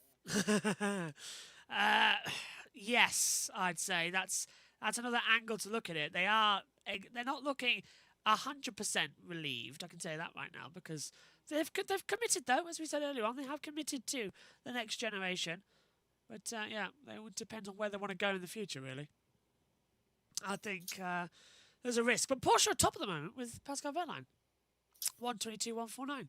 As you said, JT, 19,000 to Mortoa. Yeah. Closing in on what's going to be very strong. So, we have 1 hour, 22 minutes to go. If you want to get into our conversation, you can join the Discord on Formula E and get in the main bar on FEZ. And we will bring you in and you can talk whatever you like about Formula E, or even if you can tell us if you're having a baked bean sandwich for lunch or something ridiculous like that. You can just tell us and we'll have a chat about it. We've got all the week and we're here for you as well on Formula E Zone and JB Motorsports to provide you with all of the testing analysis and the interviews from trackside. Obviously, with this being day 1 and morning 1, there isn't a lot of information out there, so that's why you're hearing a lot more from me, JT, up here in the booth, and Jack Giamano and Jack Pickering are trackside for us in Valencia. Tomorrow, though, we'll have a couple of interviews, we'll have the press conferences, so we'll be able to repeat those throughout the day. So there'll be a lot of information for you to get your teeth into and get told about, which I think is glorious news, because it's what we need, isn't it? It's absolutely needed in this championship battle. JT, I do have another information for you. What do you think is going to be the biggest upset of this season of Formula E? Well, it's going to be a hard one because of all of the changes that we've had. Keep an eye on Citroen to see how they do. I don't think that'll be the biggest upset, though. But it is hard to tell with only us still in testing. I hope Porsche do well. I hope that everyone just gets round and doesn't have that many problems. That's such an open answer to That's such open, yeah. Yeah. I don't know. I don't want to curse anyone. But you're going to curse someone, aren't you? But I'm going to go with I don't think Envision will be where they want to be. No, I'd agree with that one. I think Envision already they've struggled with Buemi this morning, and Joel Eriksson only 10 Grand Prix starts. That's just normal day 1 testing shenanigans. So I think we can all agree. Yeah, I think that's coming in. Yeah. So we are going to hold that back as well, and hopefully bring the boys in shortly as well for some information about what's happening down there. As they continue on with NATO still down in 6th position at the moment. He's just coming to the pit lane. 4 cars out on track. That's Nico Muller. And Lucas de Grassi's just got up into 10th place on a 1:23.718. So he has improved. Jose Marti has just come into the pits, so we're down to 3 cars now. That's going to be Muller, de Grassi and Joel Eriksson, who are circulating out there on the monitor. Actually, Eriksson and Muller are quite close together. De Grassi's at turn 3, so he's out of the zone at the moment, but other two are running quite close at the back half, so that's a little bit of a surprise. I didn't expect that to be of consideration, but yeah, it's getting good. It's getting good out here. As I'm hoping we might have some more information shortly as well from Formula E, trying to work out if they've actually put anything out on their social media channels yet that we can take a look at via Instagram or Twitter about this season coming in. 9 times out of 10, I bet they haven't. Oh, they put something on. Let's have a look. Testing times, information. They've actually put nothing. So I'm not really surprised there. That's a big shame coming into that one. But keep across our information and chats. We're live across JB Motorsports and Formula E Zone, so make sure you hit the subscribe button and turn on the notification bell. We're live for all of this week, all 5 days of pre-season testing, coming to you up here from the commentary box as well, and trackside at Valencia. Not much going on, JT, at the moment, which is a surprise to me. I was expecting a lot more in this final hour. They've all seemed to have gone out even after the red flag. They've just done a couple and gone, nope, that's it, we're fine, we'll back off now. Yeah, come in. Bit of a surprise. Sorry, JT, go for it. We can hear you now. Muller, de Grassi, Eriksson and Cassidy, your only 4 cars out on track. I can't believe you had me muted. Shocking behaviour, JB. Sorry. Eriksson down in towards turn 8 and 9. That's where the attack mode is, by the way, for testing with that on the outside of turn 8. Then we have 3 cars in a line of Muller, then Cassidy, then de Grassi, as they just circulate round this Valencia circuit, just getting the laps in under their belt. So, I can't type at the same time of talking. That's quite annoying. Coming into it, I'm just taking some information from trackside that we're going to have shortly. Okay, begin with a translation I need to do. This is not great. What are we seeing? Taylor Barnard's car is already back in the garage.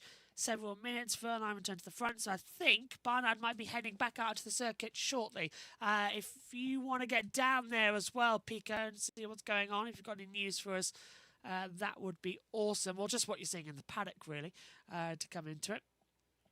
As we take a look, bit of a sad frozen pizza box for lunch, says Carl. Frozen pizza for lunch. Well, then again, frozen pizza can be nice. Depends on how you hydrate it. Is always the interesting factor as well. JT, what did you have for lunch?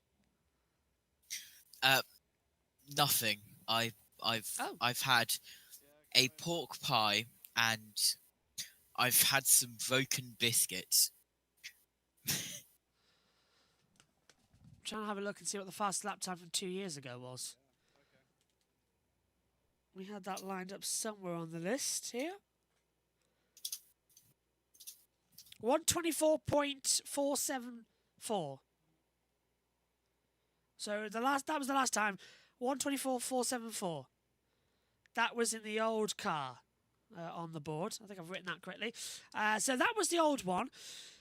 Yeah, the last season saw the introduction of the new car, so the lap time certainly be beaten, but the benchmark from 2024's testing in the old car from Mitch Evans is a 1:24.474. So that was from Mitch Evans coming through to come in. Well, let's just see if that's going to change ever slightly as the yellow flags are briefly were out, but Ericsson's had his lap time to delivery. So hopefully we'll see what's happening as well trackside. JT, out of interest though, who's running the Citroen team? Any major team members poached or anything? The boys will be able to tell us on that one as well coming through, because Giovanna and Pico are trackside, and we'll hear from them shortly about anything coming on with the Citroën team. Of course, the big two that have been Nick Jean-Eric Verne and Nick Cassidy. They're our drivers this season. And Primeval says, isn't this the first time we are seeing the Evo cars here, though, due to the flood? Absolutely it is. So the last time we ran testing here was 2 years ago. And as I said, that was a 124.474 by Mitch Evans. That was the lap time. We've already done with the new cars a 122.149. And that's only going to get quicker throughout the weekend. So that is still going to be a faster run across the two. So good news. And Pascal Wehrlein is just heading out onto the circuit. So already we are getting more and more activity. And a reminder, if you want to have your say on Formula E live on air, you can join the Formula E Discord, get in the chat from the FE bar, and we will have a conversation with you live on air, and you can talk about whatever you like. Formula E, of course, related. Or even if you want to tell us what you're having for tea, or what you scored at the local darts tournament, or something like that. Or I don't know, going out for a bike ride this evening in freezing cold weather and it's raining.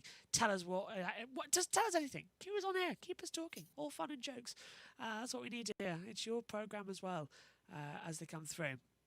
Now, Primeval says, I imagine a solid 119.5 for the top time. I think, JT, that's doable, isn't it? Once we see the full lap times coming through at full power, we're going to see below the 1 minute 20s for sure. Yeah, possibly. We'll see as cars continuing to circulate. Still Wehrlein and Mortara at the top, though. Yeah, Wehrlein's in a 122.149, Mortara 122.168, so 19 thousandths are there. So this is going to be the most entertaining situation out there. So apparently the Pico and Giovanna are going to be there with us shortly, which will be the fun one.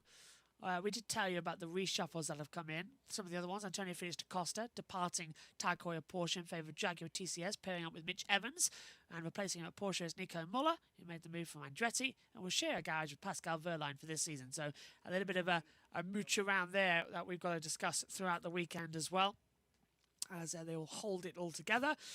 All eyes on the reigning champion, though. As mentioned, that number one is on the Nissan of Roland. He arrives in Season 12 as the reigning champion and the driver everyone wants to beat. We've only ever had one successful title defence with Jean-Eric Verne, taking the titles in Season 4, in Season 3 and Season 4. He took the title. Oh yeah, Jeff took the title Season 4, defended it in Season 5. Critically, that was across eras as well. He was our last Gen 1 winner, and then he won the opener of Gen 2 as well. The Frenchman being the only repeat champion in Formula E history. But can Oliver Rowland do the same? JT, he was dominant last year, wasn't he, Ollie Rowland? And I see no note of that changing this year. He's a man on form. Yeah, he is. As just more times heading across the line. Ollie Rowland, what a season it was for him last season, in Season 11. I was going to say last year, but it's not last year, it's this year, isn't it? Because of how Formula E works with their 2025 to 2026 seasons. It's more December to August instead of March to October we see in other formulas. But we've got Wehrlein, Dennis, Muller, da Costa, Cassidy, Gunther and Maloney all out on track at the moment. You can see on the driver tracker alongside. Still coming through. We've got the boys back. Jack Giovanna and Jack Pickering. Jack, how are you doing over there? What's happening in Valencia with an hour and 10 to go? It's quite quiet at the moment. Forgive me if I cut out a little bit because I feel like I don't know how strong the connection is. I'm currently outside. We're above the Lola pit garage. As I said, there isn't many cars out on track at the moment. We kind of had that brief scare earlier with Taylor Barnard. His car is obviously now recovered, and the garage, as one of the Andretti's, just flies past the start finish straight. So yeah, not much happening now. We've kind of got into the mundane. We're round. We're just going around as a Porsche. Their Porsche livery does look interesting, but it's a shame it's just a test livery in it. And it'll probably be just the standard Porsche livery that we know and love by the time it actually goes out as one of the Porsches. I think Nico Muller just gone past me in the pit lane as he is heading. Is he heading out? He is heading out. No, he's not pulling in. Porsche right at the end. So Porsche, he's headed into the garage. He didn't just do a run through. Thought for a second, the way the pit lane's so spread out, you're like, he's going a long way. And then, oh no, he's turned right back in. So yeah, we're just kind of going through days. Not many stoppages, nothing to talk about apart from the Taylor Barnard one earlier. So it's been a fairly standard session so far, which I suppose is okay. Standard session so far as well. What's the reaction been of the media, my friend? Is it any people saying, oh, well, this is just not what we were expecting, or just saying it's the first day back at school, so everyone's just wiping away the sleep in their eyes? First day back at school. Look, I love talking about testing and the lap times that come with testing, but many people do not connect. These times, we're on a circuit, but it is the normal top ones that are at the front. So we've had Verline, obviously in session. Jake Dennis was up there a bit earlier. Eduardo Mortara. So Mahindra struggled at the beginning. Well, I didn't struggle. They didn't really go out for that first hour. It seemed like that was planned. And they've been, Mortara's up there in second, I believe, at the moment when I left the timing screens. So we're okay. So they're back on it. But it is kind of top contenders that we thought that would be at the front. Porsche, the Jaguars are there. You'd expect Dennis and Andretti to be there and so forth. So it's just like keeping an eye on all the other drivers, just see again on. JT, what have you got for us? Well, I hope German is still there. Just seems like he dropped out of connection there. Oh, he has returned. Can you hear me? Yes, we can. Hello. Hello, welcome back, German. We were just going to jump to chat real quick. Where did we get up to? I'm very excited to see Pepe Marti in the Kiro team.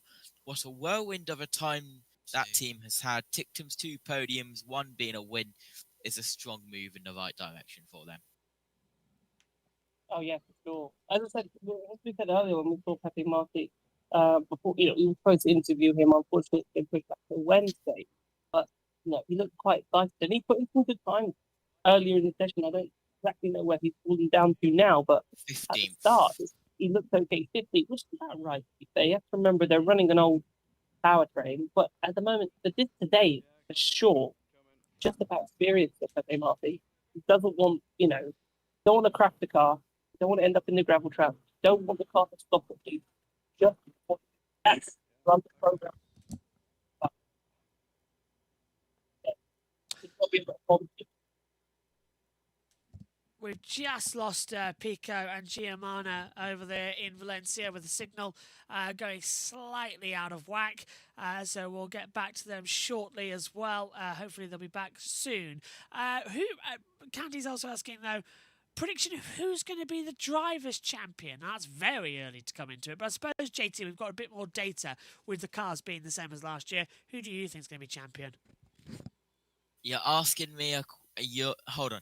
You're asking me who's going to be the driver's champion, not even 2 hours into the first day of pre-season testing of day 1. Okay. If I had to pick anyone, I'm going to say keep an eye on Roland Verline. The usual suspects with maybe a couple ones that you wouldn't expect up there. Of course I'm going to throw you under the bus. That's exactly what we do here. I mean, yeah. Yeah.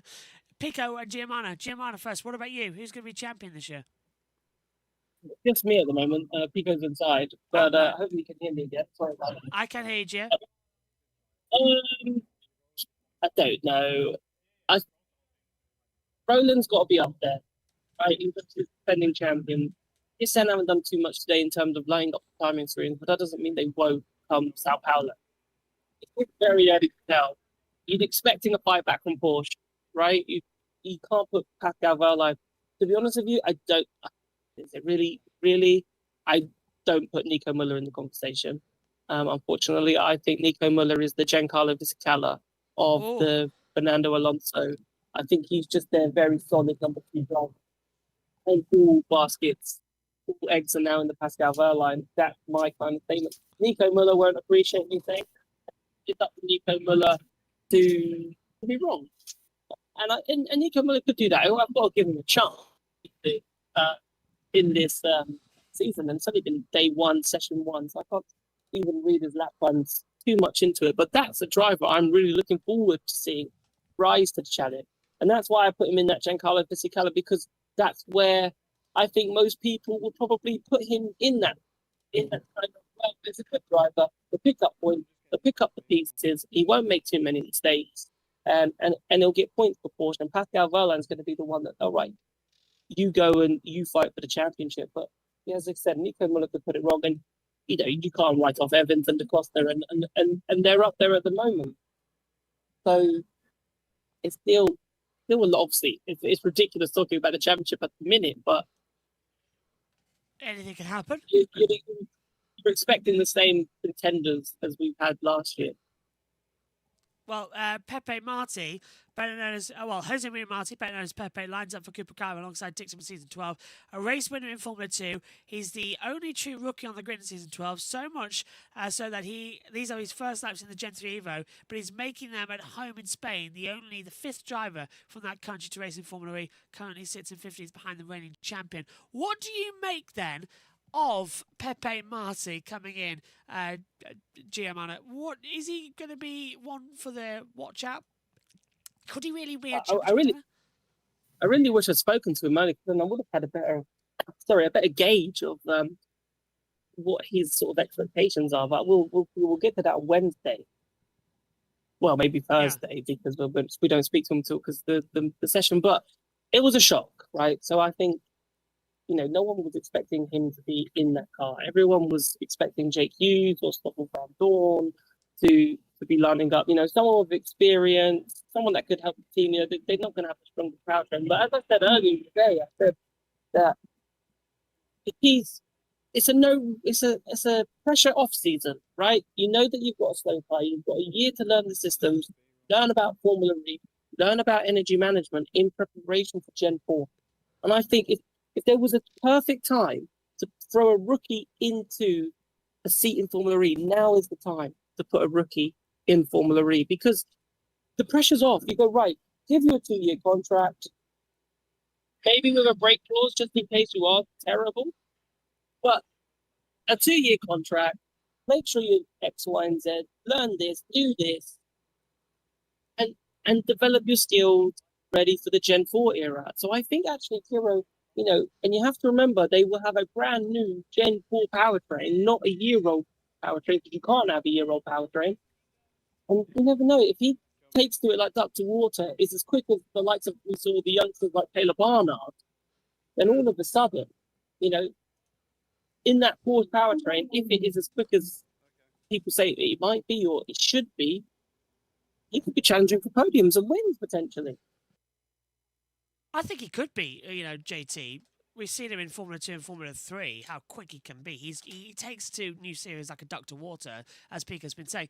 But is he ready for an electric challenge? Do you reckon he was quick in Formula 2? To go here, it's quite the risk to take, not staying on the path that he would have ended up in Formula 1.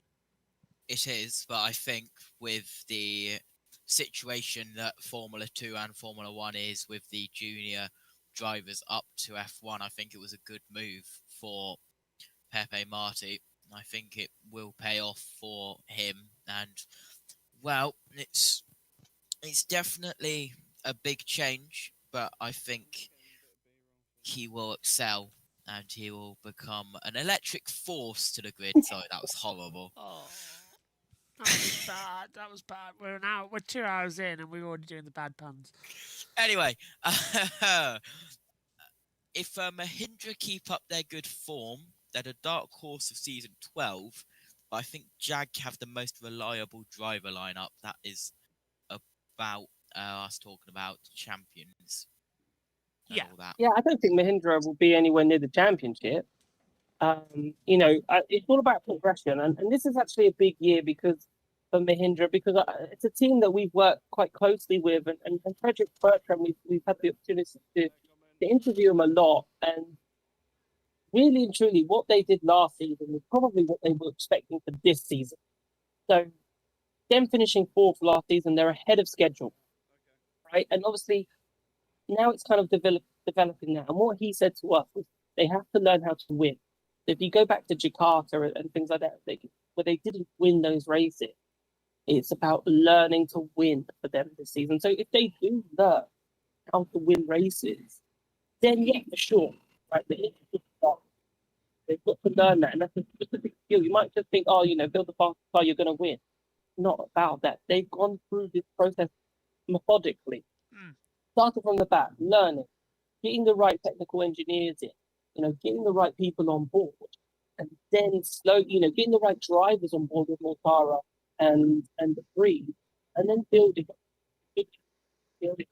And we're into their final year of that contract now with the breed and Mortara. So, but at this moment, if you're the breed and Mortara, if we have another solid year, right, then you're looking at, okay, do we stay for Gen 4? And we believe in what Frederick is talking about, and we believe in what he's saying. The only caveat is, are they going to be a customer team? And if they are, who? Or are they going to commit to Gen 4 and build their own power tree? Which I think, well, I'm not going to be the strategic person for Mahindra here, but if they believe in what Frederick's doing, then surely commit to Gen 4 and you say, well done, you've got us from being basically last place to fourth in the championship, and then let's say this season they consolidate their fourth or fifth again. Right, all right, you can build a Gen 4, but at the same time it's money. So if they don't have the money for the Gen 4 to build it, because obviously all these regulation changes are built fast. That means one thing, more money is going to be spent, right?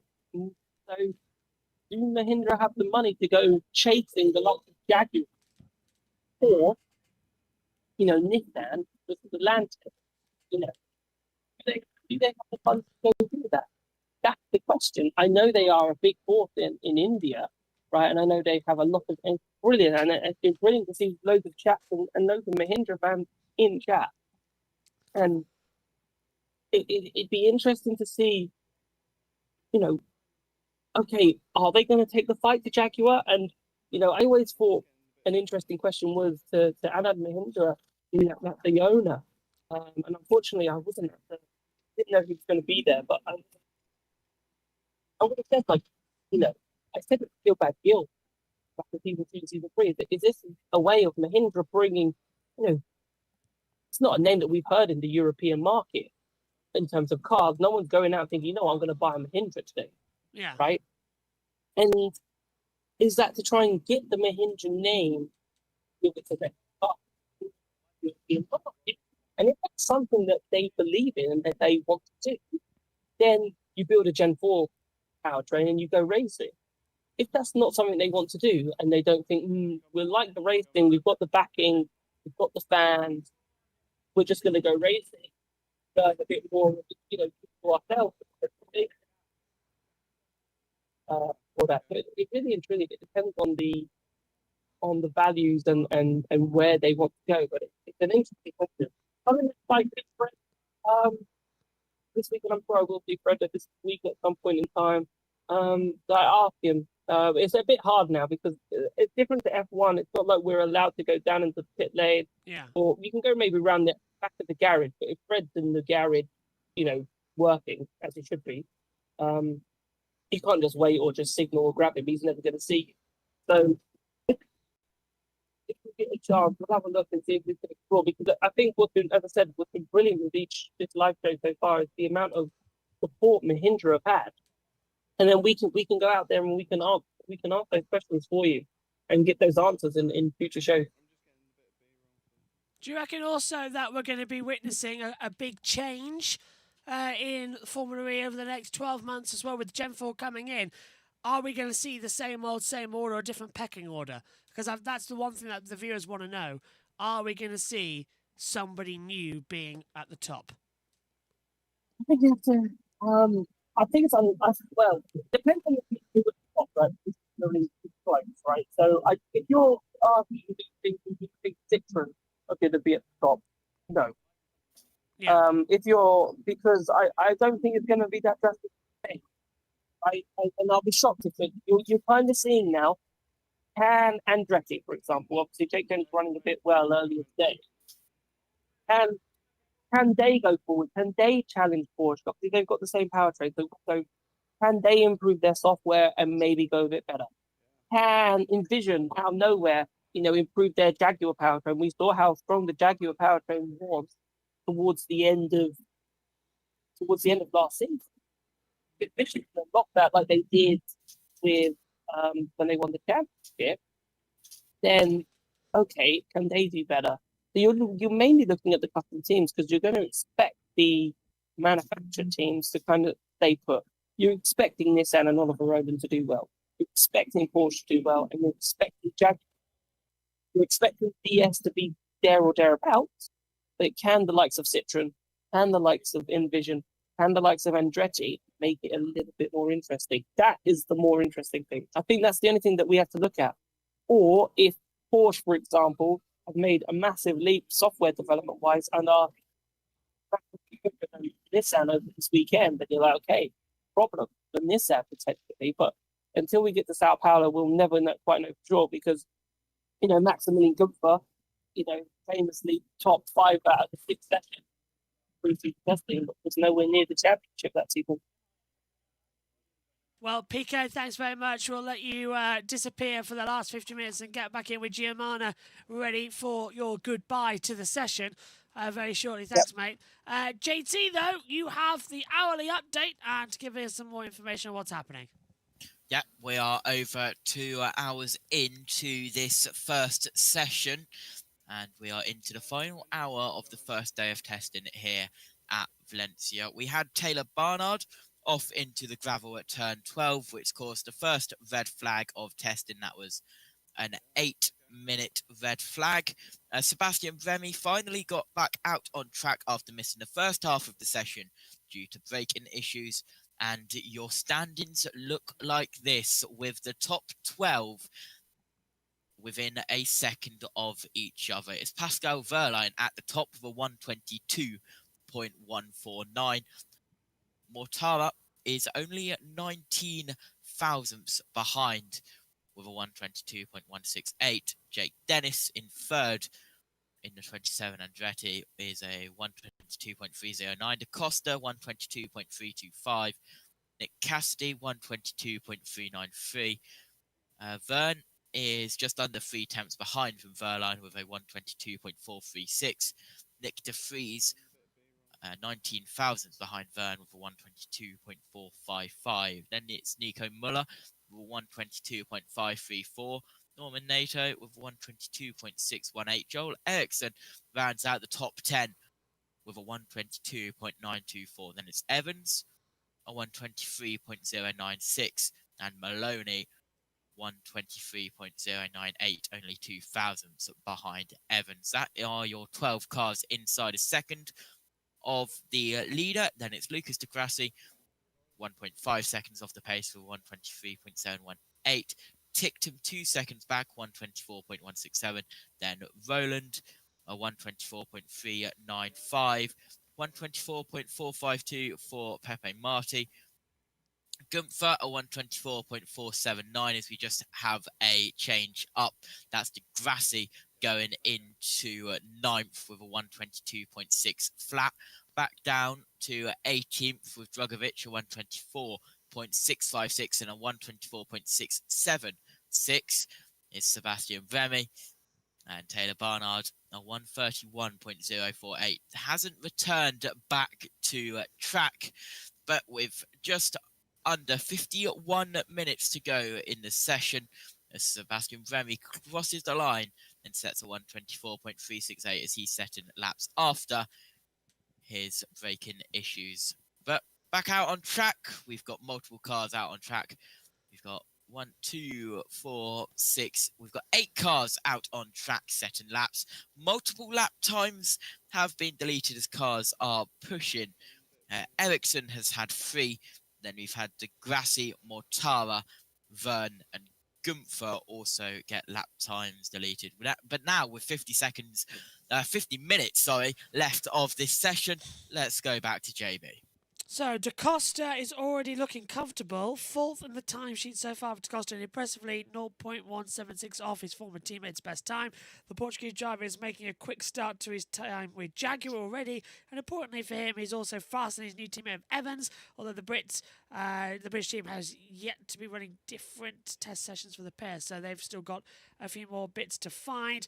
Final new face on the grid, though, is going to be Joel Eriksson. After two handfuls of replacements in Formula E, graduates. He's had 10 starts, of course, in the series and 2-point scorers. Finishes. The Swedish driver currently sits 10th, and the Envision runner, as we go in, he's leading the Envision 2 as Boemi's down in 15th position. Ollie Rowland is just coming back out onto the track, our champion for this season. And Ericsson did have a lap time deleted a while ago. That's flashing up on our monitors. So, not too bad then, with 49 minutes to go of this ABB FIA Formula E testing day number 1. There is a poll going on right now in our chat, JT, and you can tell us more about it. Yep, we had the conversation around, 10 minutes ago, about only having 20 cars on the grid since McLaren left. Well, vote yes, 20 is enough, I don't mind, or no, we need more cars. 8 votes at the moment, 12% say yes, 20 is enough, 88% say no, we need more cars. Oh, more cars is needed, I would say. Yes, it does feel empty without McLaren, doesn't it? Just the 20. It's a bit of an unusual timing tower as well, taking a look at it. We've had to reorganise a couple of things going into this season, but fingers crossed. Let's have a look. Thea Singh says, I always say NATO. Why both can't be pronounced? So it's Norman NATO and Norman NATO. I always say Norman NATO. What about you, JT? NATO. Yeah, it's NATO. Like NATO. Yeah, that's the thing. NATO and NATO are spelt the same way, aren't they? NATO. Yes, it's NATO. Although I can see why people call it Norman NATO. Well, it's just whatever rolls off the tongue. It's like current battle I'm having with Nina is it curry sauce, or she puts it as curry sauce, with like a carry. No, it's not. It's curry. How would you say it, JT? Sorry, say that again. You cut out on Discord. Right. Okay. I'm having a battle right now with Nina saying, is it curry sauce, or as she puts it, carry sauce?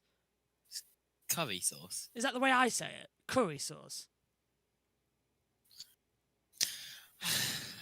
Because she says, At Nina. Which one is it? Because it's getting ridiculous. Please speak English when you say curry sauce. Aha! Right, so even somebody who's not even Essex or Northern couldn't tell us that it's not the right one. I knew it. Finally, Mahindra smashing the line chart, says VRDN as well coming into it. Yeah, Mahindra are 4th with Nick DeFries, 122.289. And Mahindra's top with Eduardo Mortada, 122.003. They are hitting the ground running in this test session so far. Yeah, I knew I was right. It's just weird. There's the Nightbot. So if you want to get into the Formula E chat zone, you can get in and get into the bar. We'll bring you on air and you can talk about anything you like Formula E related. Or even if you want to tell us how your day's going, you want to chat, just get in and just get us talking for the next hour as we come into it. I'd love to hear from Jack Pickering as well if he's around. So Pico, if you can hear me, mate, I'd love to hear what you've got to say on the testing matter so far. We had GM on for a while, as I'm sure they're patrolling the pit lane, getting ready for all of the action. We're here for you every single day of pre-season testing. That's the way the cookie crumbles, I'm afraid. So you're just going to have to get used to us as to bring in all the information as well. JT, we have just 9 cars out on track. Oh, hang on. Jean-Eric Verne, according to my monitor, has come to a stop. But he's still going. So that was a brief yellow out there, but he's still going. I think the big thing for me right now is wondering how the hell tyre performs this year. Yeah, the last year coming in as well for the Hankook tyres before we go over to Goodyear. Go on, JT. Got our first sub 122, and that's courtesy of Nick DeFries. That's a 121.933. Teammate Mortara, 70 thousandths off, is a 122.003. So those two teammates back at the top. And it seems like the summoning of Pico is maybe working by JB. The power of the birch. Hello, Pico. It has worked. I've just stepped outside. See what sunglasses on because it is so much brighter than it was. The way that this faces, it really lends the sun in the afternoon. So it's going to be a nice little sunset session for all the drivers. What are you seeing out there in the paddock, my friend? Is everybody buzzing around, getting all set for tomorrow? Because it does feel like this is just a test to the actual test, a little shakedown.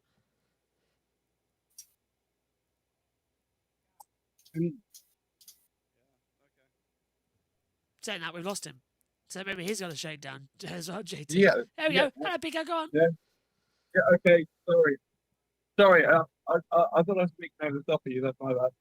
Felipe Drugovic's just come back into the pit. I think he's going back. Yeah, they got Wemmy back out and everything, which is good because even though you get all these sessions, it's still limited the amount of testing that you get.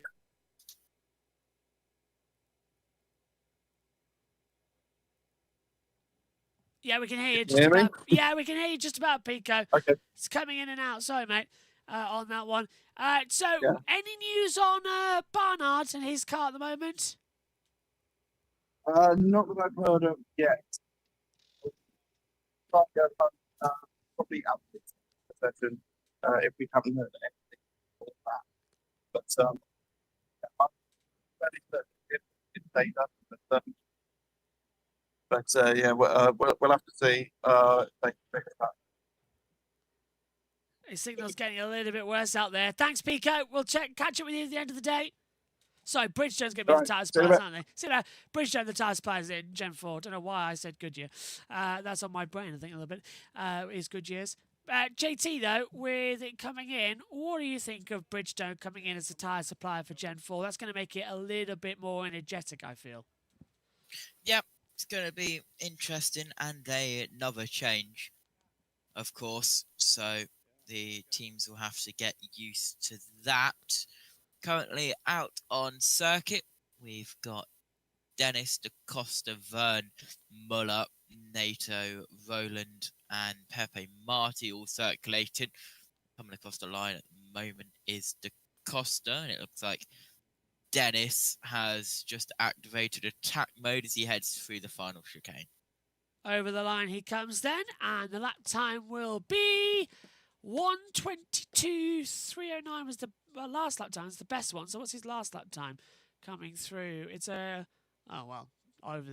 really good. 20-minute point 2302 is the last lap time, so not really competitive at that front as well. You can see that on your boards on the monitors as well. It shows you the last sector times and the last times together out there as well. Mortara and then De Vries. It was De Vries on top, Mortara second. This place as well. We're getting into the swing of the closing stages. Mortara was getting close to Verline's time, then the Swiss Italian puts his Mahindra to the top of the timesheets, around 45 minutes to go on the circuit. However, that time didn't last long as De Vries slots into the top spot with the best time of the day. The first driver to break into new time bracket as the former champion, clicks at 121.933, as JT mentioned. So the times are coming down. They're coming thick and fast now. VDRN says, in my opinion, they should make at least 2 sets of slicks for mid-race to change. It will make a lot more of the dynamics as well. Yeah, I think everybody kind of wants to see some changes next year, JT, don't they? They want to see tyres that they can race on because the wet tyres for Hancocks have just been abysmal. Yeah, not been the best, but back out on track. At the moment, we've only got 5 cars circulating, everyone coming into the pits, but we have just had another driver split the 2 Mahindras, and that was Jake Dennis, who I mentioned a couple of minutes ago, who just activated attack mode. He was indeed on a push lap, and that push lap has put him second with a 121.985. The second driver to go below that 122s. So speed and times are going down. Okay, apparently there was... by the way, Jack Giamano, Jack Pickering, just to let you boys know, there is going to be a press conference after today's session. That's what's just come up. I don't know if you guys are going to hear that more, if you can't come in on that one, but I've just been told that there is a press conference. I've got it on my screen as 5 till 5:45, so that's your time over there, boys. Just to let you know. So at the end of this session, there's a press conference. Don't know, but that's just come up on the schedule on my timing screens here. So if you boys can bring us that information, that'll be lovely to come through as well. But hopefully the boys are having some great time out there. I think we're having a great time. It's looking to be quite an energetic day of running here as we go into it. But yeah, into the last hour. Finally, the hinges are looking good. JT, definitely, I'd say a bad day for DS Penske. 19th and 20th. Yeah, Taylor Barnard off at the start of the second hour didn't help himself. He's not headed back out on circuit, as we know. But the 4 cars out on the circuit continuing to click the laps in, and we'll see more cars head out as we get into the nearing the final 38 minutes of practice. Still running it in together. That's exactly what we like to see in this crazy situation of the ABB FIA Formula E World Championship in 2025. Let's give you a quick rundown then. It's Nick de Vries fastest, 121.933 from Jake Dennis in second. That's now a 52 thousandths gap. So Dennis has moved up there, JT, into P2 for Andretti. But, you know, we've got 4 cars on the track right now. But we've got Costa battling with, I can't see who it is, the 51 out there, Nico Muller. 5 cars now joining the circuit, as out comes Zane Maloney. Yep, the 22 Lola car heads out of pit lane in towards turn 1. Also joining is Joel Eriksson in the Envision, also heading down towards turn 1. Meanwhile, we've got the Costa and Muller heading across the line. Both of them do not gain any positions or set any better lap times. What about NATO? He heads into pit lane, and then we've got Dennis, who is once again going for a push lap, it looks like, as he's on attack mode. Yeah, push laps are coming through, which is always interesting to see. It's nicer to see, actually, some of those data times continuing to change over, because otherwise it gets a little bit unlucky for some. With just 36 minutes to go of the session. So there might be a press conference that we get access to for tomorrow. But we were told the first one would come up on Tuesday at the drivers' press conference. But now there's been one Monday test drivers' press conference. That's what's just coming through on our monitor. And the live streams become available to us as well up here in the commentary box. So that tells me that there is something, but it says video unavailable.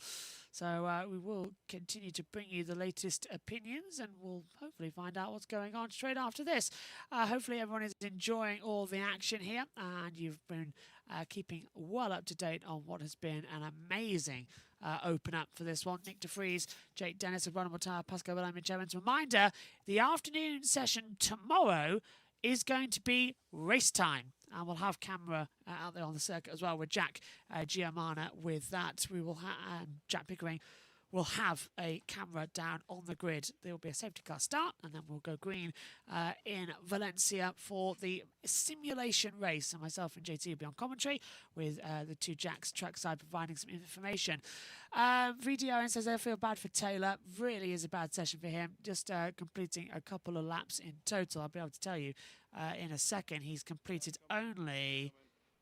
Well, actually, can't tell you how many laps he's done. 15 laps only, JT. That's not good. Yeah, he got a couple of laps in early in the session, as you said, but as the times get quicker, not out on track when he needs to be. 35 minutes now left on this first test session, as these 5 cars still the only cars out on track.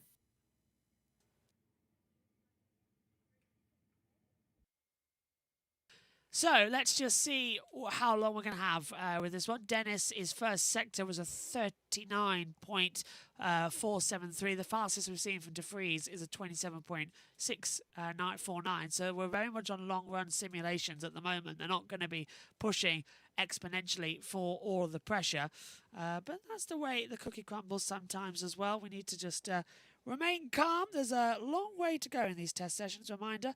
We'll be live for all of them across JB Motorsports this weekend, so you're not going to be missing much here for the weekend's action. Just got my iPad out now as well to give us some of the latest news, views and opinions throughout it all. Mahindra still looking to go quick as well into the last hour. De Vries and Mortar 1-2. That is on the Formula E Zone Twitter. You can join us there for all of the action as it comes to us in this weekend.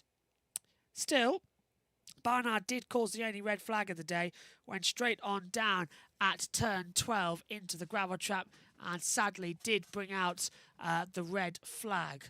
But yeah, we'll see. We'll see if there will be a changeover of times.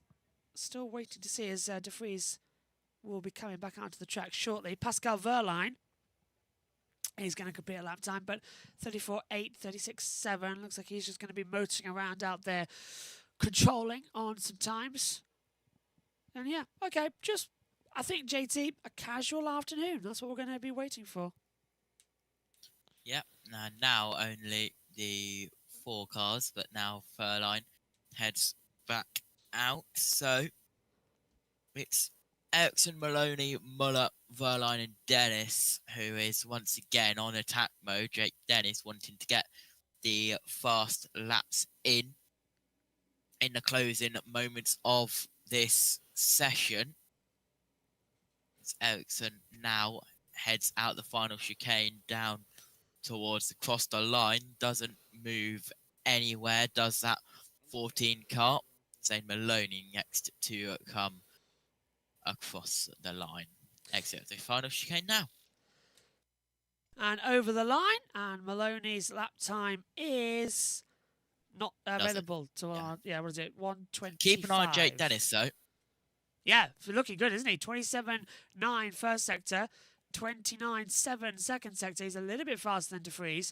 So where is Jake? He's over the line now. Does Dennis improve on a time? It's a 1:22.949. Still a max, just a little bit of a fraction off there, JT. Yeah, he was going for it, but he lost a bit of time in sector 1.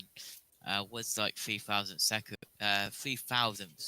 quicker in sector 2.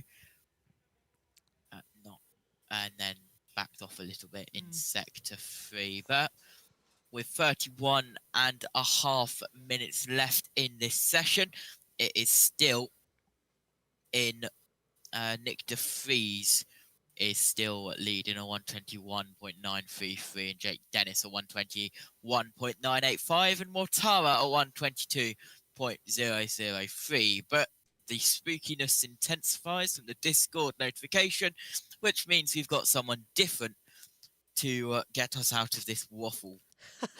We do indeed. Period. It's our Formula E semi-expert who's been stalking me and will take over some of the commentaries over the next season as well. When I'm not around, it's Omi. Hello, Omi. How you doing, my friend? Hello, JV. Hello, everyone. Doing very well. Heard some Formula E testing is going on, so I thought I'd pop on by. Thank God you have, because there's a lot of drivers here that you've got knowledge upon in Formula 2 days as well, and we can pick your brain for the Pepe next Marti. Yeah, just throwing you straight under with Pepe Marti. What do you reckon then? He was a shoe-in to go in as well to Formula 1. He had options. He's decided to come over here to Formula E. He's taken out the Red Bull seat. And yeah, what do you make of it? He's given up the Red Bull Academy. Yeah, Red Bull Junior, which, of course, this year he had Arvid Lindblad as his teammate. Last year he had Hadjar. All of these drivers who are destined for Formula 1. Hadjar, of course, already in Formula 1. So it kind of was a scenario where he did have the connection, but he wasn't going to get any practices. He wasn't getting any opportunities given to himself. So he's changed a bit of his path, and Formula E is a great series. We see a lot of Formula 2 drivers go there. So yeah, even though he had that connection, I think a good decision to move away, because there wasn't really a route, no matter what you did, due to all of the other Red Bull drivers around him, to actually move up and progress up to one of the Red Bull teams in Formula 1. And I suppose the argument is as well, with Arvid Lindblad being in their Animal Mwasa, they're going to take over the main 2 seats in the Racing Bulls category. So, as you said, there really was sort of no room for him left to go. But strangely, he is still a part of the Red Bull universe, because he's kept the Red Bull headset going on, the helmet coming in. But it's pretty much blocked off for him now, isn't it, a Formula 1 route? Yeah, absolutely, which is why he's come straight over here. Yeah. You'll have to miss the final round of Formula 2 as well, due to the clash that we'll have. So, yeah, he might come and do the Qatar round, then jump over. That's what we saw with Zane Maloney. It's kind of a weird one, with the Formula E first round clashing with Abu Dhabi. Those drivers who do decide to move over to Formula E and who do get a seat will have to miss the Formula 2 final round. So it's just something that I think made sense for him, because I was hearing and I was talking with a lot of people in the paddock that there wasn't actually really anywhere for Pepe Marti to go. When I did my predictions, I actually predicted him in the F2 grid, because we didn't actually have many options a few months ago emerging for him. So we then found out that he wouldn't be in Formula 2. So I'm happy a Formula E seat has come his way, and such a deserving driver, a driver who has been able to take some victories. But yeah, he's been in this awkward position where in the junior series, due to all of the Red Bull juniors and due to everyone around him, he's kind of been overshadowed a bit. So I'm happy he's been able to now find a seat and can really make it his own. Let's talk about another one that's flew over. Felipe Drugovich was previously an F2 world champion coming in as well. Do you reckon that he's sort of, no, that's it, I'm not going to bother with the Aston Martin F1 seat, and he's going to try and focus on a Formula E run? I mean, he's waited so long. He won that championship, which we were mentioning, in 2022. He's waited for chances. He was close to making a Grand Prix debut when Stroll, there were some chances that he couldn't make it. He waited so long, but I think now is the point where he's like, okay, this isn't happening. You've got drivers like Jack Crawford also waiting for a chance, possibly. So Aston Martin, they're getting more and more different talents that are also rising up to the ranks. So I guess it's kind of becoming unlikely, and Felipe Drugovich is like, okay, Formula E is now absolutely the way to go. So yeah, he's one of those drivers who will always say that, you know, it would have been lovely to see him in Formula 1. A shame that an opportunity never came, but he's such a talented driver. So once again, another driver that everyone definitely has to keep an eye on when it comes to the ABB FIA Formula E World Championship. Joe Samiego is here as well in the FEZ chat as well, saying hello. Hello, Joe. We'll be hearing from him throughout the season as well across Formula E, especially when we head stateside. And a man says, Pepe didn't want to be under Helmut Marko's radar and get demoted to Red Bull. That is quite interesting and quite a powerful punch to put in. He didn't want to get demoted. But I mean, who else in the grid are you looking at from both Formula 2 and Formula 3 days gone by? And who are you looking forward to seeing be dominant this year in Formula E? I think Taylor Barnard was quite good, of course, with McLaren, who are no longer with us as they, of course, set up their WEC program. But yeah, Taylor Barnard was absolutely extraordinary. Now, he found himself with teams that always didn't come alive in the junior series. We knew he was very talented. He made the jump over to Formula E and was an absolute star. So talented, so fast, so quick, and yeah, was definitely getting my attention throughout his time in Formula E when he moved over. And it's so great to see him also getting that chance, because once again, as I mentioned, with the teams he was in feeder series, it kind of meant where he was basically dragging the cars to places it shouldn't really be. So I'm so happy someone recognized it, they gave him a chance, and of course with McLaren leaving, another team now, Penske, giving him a chance as well. So great to see Taylor Barnard getting the chance. So he could really be one to watch. Once again, he's kind of that driver, no matter which situation you put him in, he can always do something with it. JT's back with us now as well on the sidelines. JT, I want to throw you as Taylor Barnard has now actually gone back out onto the circuit. He's got a lot to capitalise on this afternoon in the next 25 minutes. He's just got to pound around the laps and try and get as much information ahead of tomorrow as he can now. You say that, but that was just an outlap, making sure that the car was all okay. Nuts. And he's straight back into the pit lane. But that is standard at the when cars go out and go off. That is standard to have them just go out for one lap and then come back in to make any future changes. Now, Prime Mover, by the way, just in case you can get into the Discord link now, we've posted that. JT has been on it on our social media side, so hopefully you can get into the FE bar waiting room and get into the Discord server, and hopefully that would come through. For some reason, nothing shows up. Nightbot, that's what we've got coming on, so we'll try and paste the link separately as well. There you go. I've posted the link separately as well. Let's hope that get you in as well. Omi, I want to ask you a difficult question now, which I hope you can answer. Oliver Rowland, can he go back to back with the championships? You were with me, of course, across the season and saw just how competitive he could be. Yeah, absolutely. Very, very competitive as well. Loved his battles with Taylor Barnard. I remember when I was trying to post on social media about Barnard's success, Roland would always manage to find ways to come in and hinder it. So I think that tells me enough about how good he was last year as well, just even if you weren't following the entire season and you were just looking to check in with well, in my case, I was really looking to check in with Barnard and see how he was getting on. So it was really great to see the battle between Roland and Barnard and all of the other drivers as well. So, yeah, I think Roland's got a great opportunity. Such a great, talented racer. And I'm looking forward to seeing what he can do. But I think this could be a year where he's gonna really be tested, because there's going to be so many other contenders trying to get themselves into the mix. Of course, we've had a few people come in and give their predictions.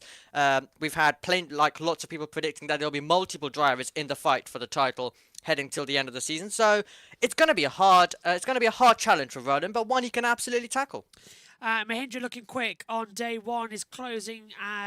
Day one is getting close to finishing as the timer continues to count down. Mahindra were 1 and 2 in the timesheets. Dennis spoiling the little takeover at the top, but it's a good start for the team as De Vries and Mortar look to build on the return to the podium that we witnessed last season. That's the latest from the FIA Formula E blog to come into it. De Vries is top, Dennis second, Mortar third. We've got 10 cars out on the circuit. Mortar did have a lap time deleted just then on the timing screens coming through. Thank you very much to Racing Lines, who's put £5 donation coming in to our Formula E Zone chat. Says, thank you for bringing the whole FE community. Great coverage.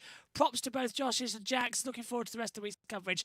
Thank you very much for that. That is very, very, very kind of you as well to put that in. As we've got a yellow flag, JT, on the circuit. We do, and that is because the 21 of Nick De Vries is stopped at turn 6. Second fastest was Nick De Vries, but he stopped at turn 6. We'll keep you updated and then see if that will turn into our second red flag of the session. It's still a yellow for now. So hopefully that might go quickly. He's down at turn 6.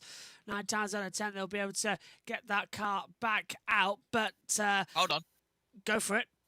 Pascal Verline with a 121.714 goes 2 tenths clear at the top, as I believe Nick De Vries is slowly moving, and he'll get back going, and we will be back to green flag running. Thank God for that. Green flag has indeed gone back out, so we've avoided that red flag then to come through. But Verline on a 121.714, he's now gone fastest overall in this test, and that's exactly what we like to see there. And Omi, I think Verline, also someone from Formula One's past, who's now a champion in this series, looking to crown himself for a second time.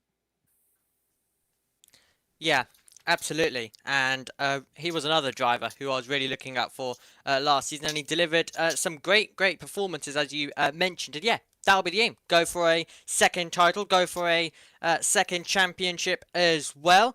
There is going to be quite a lot where the drivers will be tested in, as I've just mentioned when it came to Roland. And Rearland will have those similar challenges. So it's going to be about being consistent, I think, across the entire season. So much drama this Formula E Championship always brings. So it can sometimes be about who's going to be able to minimize those errors, who's going to be able to minimize those mistakes, and constantly put in the best performances as well. So I think it will be a very long campaign and one which will require the best from the drivers. Yep, it's the longest season in Formula E, 11 different countries across 17 different races. It's certainly going to be a factor to contend with. Make sure that you stay with us here on Formula E Zone and JB Motorsports throughout the season. I'll be there for near enough every race, bar the one I know I definitely will miss, because that'll be the Saudi Arabia doubleheader 13th and 14th of February, because I'm in Paris. I even miss some of the coverage for Formula 1 pre-season testing. So good luck, boys. I'll leave that all in your capable hands to try and sort out over that weekend. So yeah, that's going to be a lot of fun. I might be here for testing there for F1, so you'll just have to take over the Formula E race weekend. Still, Verline 132.437, De Vries second, Dennis in third, Mortar fourth, Evans in fifth, Da Costa sixth, Casti seventh, Verne eighth, Muller ninth, and De Grassi has the top 10. Prime Evil says, which livery would you say is the best? JT, you've seen a couple of them out there. I'd go with Porsche's is the best at the moment. Yeah, but unfortunately, I believe that is only a testing livery, so we can't really. We can say it's the best testing livery, but I like what, and this is going to sound really boring, but I like what they've done with the different side pods, the yellow and the blue, so we can actually see the difference of cars. That's quite nice. Look at Citroens as well, with the tricolor. That's quite nice. That's also nice, but yeah, it's between quite well, it's between a couple, isn't it? There's a lot of goods coming through, which I guess is a strong point. 18 minutes to go. Citroen says VDRN. Porsche would change it. Yeah, Porsche are going to go back to their normal livery, which is really annoying coming in, because they've got a good testing running order. I've just noticed what you text me, JT. I'm in Paris. What do you expect me to do? Coming through. 132.437. That was the last lap time from Pascal Verline, so he too has backed off. De Vries in second, but he's still got that fastest first sector time. Gunther's improved, 124.285. He's 16th overall at the moment on our control monitors as well. Omi, what else are you looking forward to in Formula E this year? Have you got anything that you've picked your eyes on? Well, just more racing. Just more racing, because Formula E is one of those championships which you come to for some great qualifyings, some close finishes as well in the races. One of my favourite ones was 2024 Sao Paulo. Sam Bird going absolutely wild on the last sector of the race to steal the win away. So, yeah, more finishes like that, more close racing.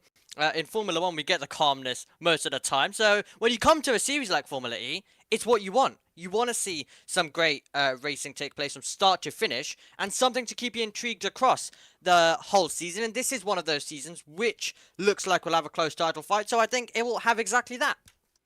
I hope we do. I really hope we do. Well, I hope Amy's staying with us until the end of the day, because we could do with a three-way conversation rather than me and JT talking amongst ourselves.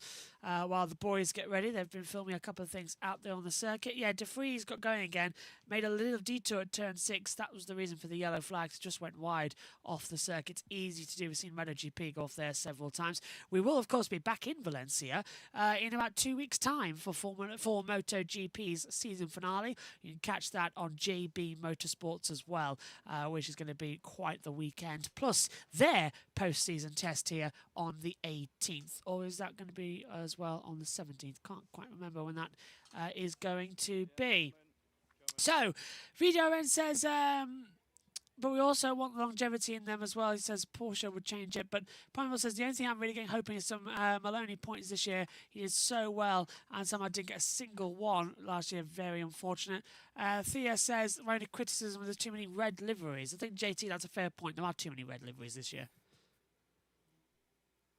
It always seems that in every single series we go to, there's always one colour that has way too many cars. Blue last year. Yep, blue. Now got red. Well, just with blue and red, just put some police lights on top of them and you'll be all right. Ninos. That's what, yeah, get the Ninos out there. Degrassi's had lap time deleted, lap 29. Track limits at turn 1, so he's just locked up and gone over the 4 lines. Of course, track limits are still going to be critical. Primeval's in the Discord, so fantastic. That is great you're in here. Welcome along to you as we go through. Just taking a look, we've got Barnard, Martin, Djokovic in 20th, 19th, and 18th on the board. Omi, Dan Ticktum. What's your take on him as well? We were watching back in the Formula 2 days as we take a look at what was his car on the screen just a second ago. Do you reckon he's going to calm down this year? Many people saying that he could be a title contender. Well, we saw we saw Dan Ticktum in those Formula 2 days. I'd say be quite animated like he is nowadays as well. But yeah, definitely kept us interested, definitely kept us engaged, and created some storylines for us to talk about. And yeah, I came across some of his radios last year, and I can definitely tell you he hasn't changed one bit. Still has that trademark does Dan Ticktum. But yeah, he was competitive last year. He was competitive, and he was always there or thereabout. So it was actually great to watch Dan Ticktum. A few things going his way last year. So I mean, I wouldn't say that putting that it would be a bit too bold putting him as a title contender. Formula E is unpredictable, and Dan Ticktum at least giving it a shot for the title would definitely not be a bad saying, because you know he showed the pace. He just needs to put it together over a season, and with every race he does, he is learning. So he would have taken a lot of learning, and if he can now all just put it together into this campaign, season 12, then I think it could be a big possibility as well that Dan Ticktum could have a very good season, and if it goes to perfection, who knows? Maybe even a title challenge as well. Title challenge is going to be something that I'm very, very excited for, because I think Cooper Curry need that after an up and down year last year. But they did win, of course. He did get a race victory. Let's not forget that that was on the cards a couple of times, especially in Indonesia. I got a couple of lucks when I said that that Dan Ticktum had won, because that was at Alton Park, me commentating in a side next to a tree, and Chloe coming in and telling her that Dan Ticktum just won, and her going nuts and passing her the headset so she could hear all the action that was going on. It was quite an entertaining battle. I've yet to look back at that broadcast, actually. After JT, you were producing it with cameras. Did it look good? It was all right. No, not bad. I'll have to look back at that. Mortara's lap time deleted for track limits in turn 1. So everyone's running wide there with 7 cars on track and 13 in the pit lane. Wind speed's now 5 kilometres, air temperature 26, track temperature 23. The 2 jacks, Giamana, Pickering.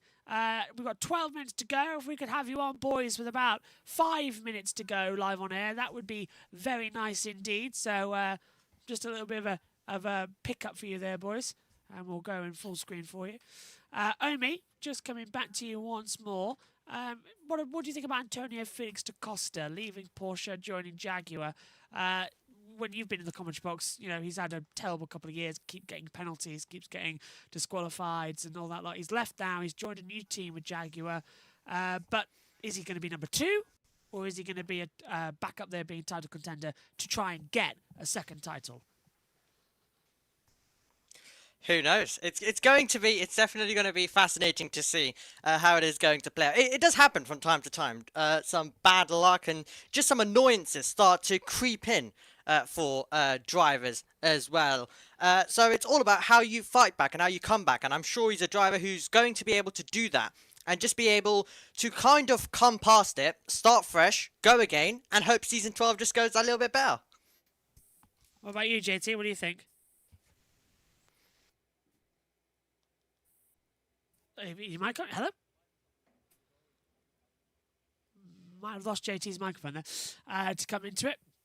But Da Costa needs to make the move on it mostly for himself, as he wasn't happy at Porsche, says Prime Rule. Yeah, he wasn't happy at Porsche. Too many times there was directives and buzzwords and overtakes coming through on that front, so never been even more good at the moment. Wehrlein now leads. We are getting to the final stages. Wehrlein's found some more pace as he goes back to the top of the timesheet. The German taking the Porsche around with a 1:24.714. Huge advantage of over 2/10 to De Vries on the best lap times as well. So I think, Omi, as well, Wehrlein's got this day one in the bag, which is exactly what he needed to do before we go into tomorrow's 2 sessions. And, of course, a dummy race on the afternoon. Absolutely, absolutely. And yeah, great lap time from Wehrlein, so he's definitely got that one all settled. I want to quickly go back to Zane Maloney as well. One thing I always noticed across his feeder series racing career, that it wasn't always the quickest start for him. And the Formula 3 season, 2022 this was, to be specific, he won the last 3 feature races in a row. So I noticed that he would always come alive at the end of seasons.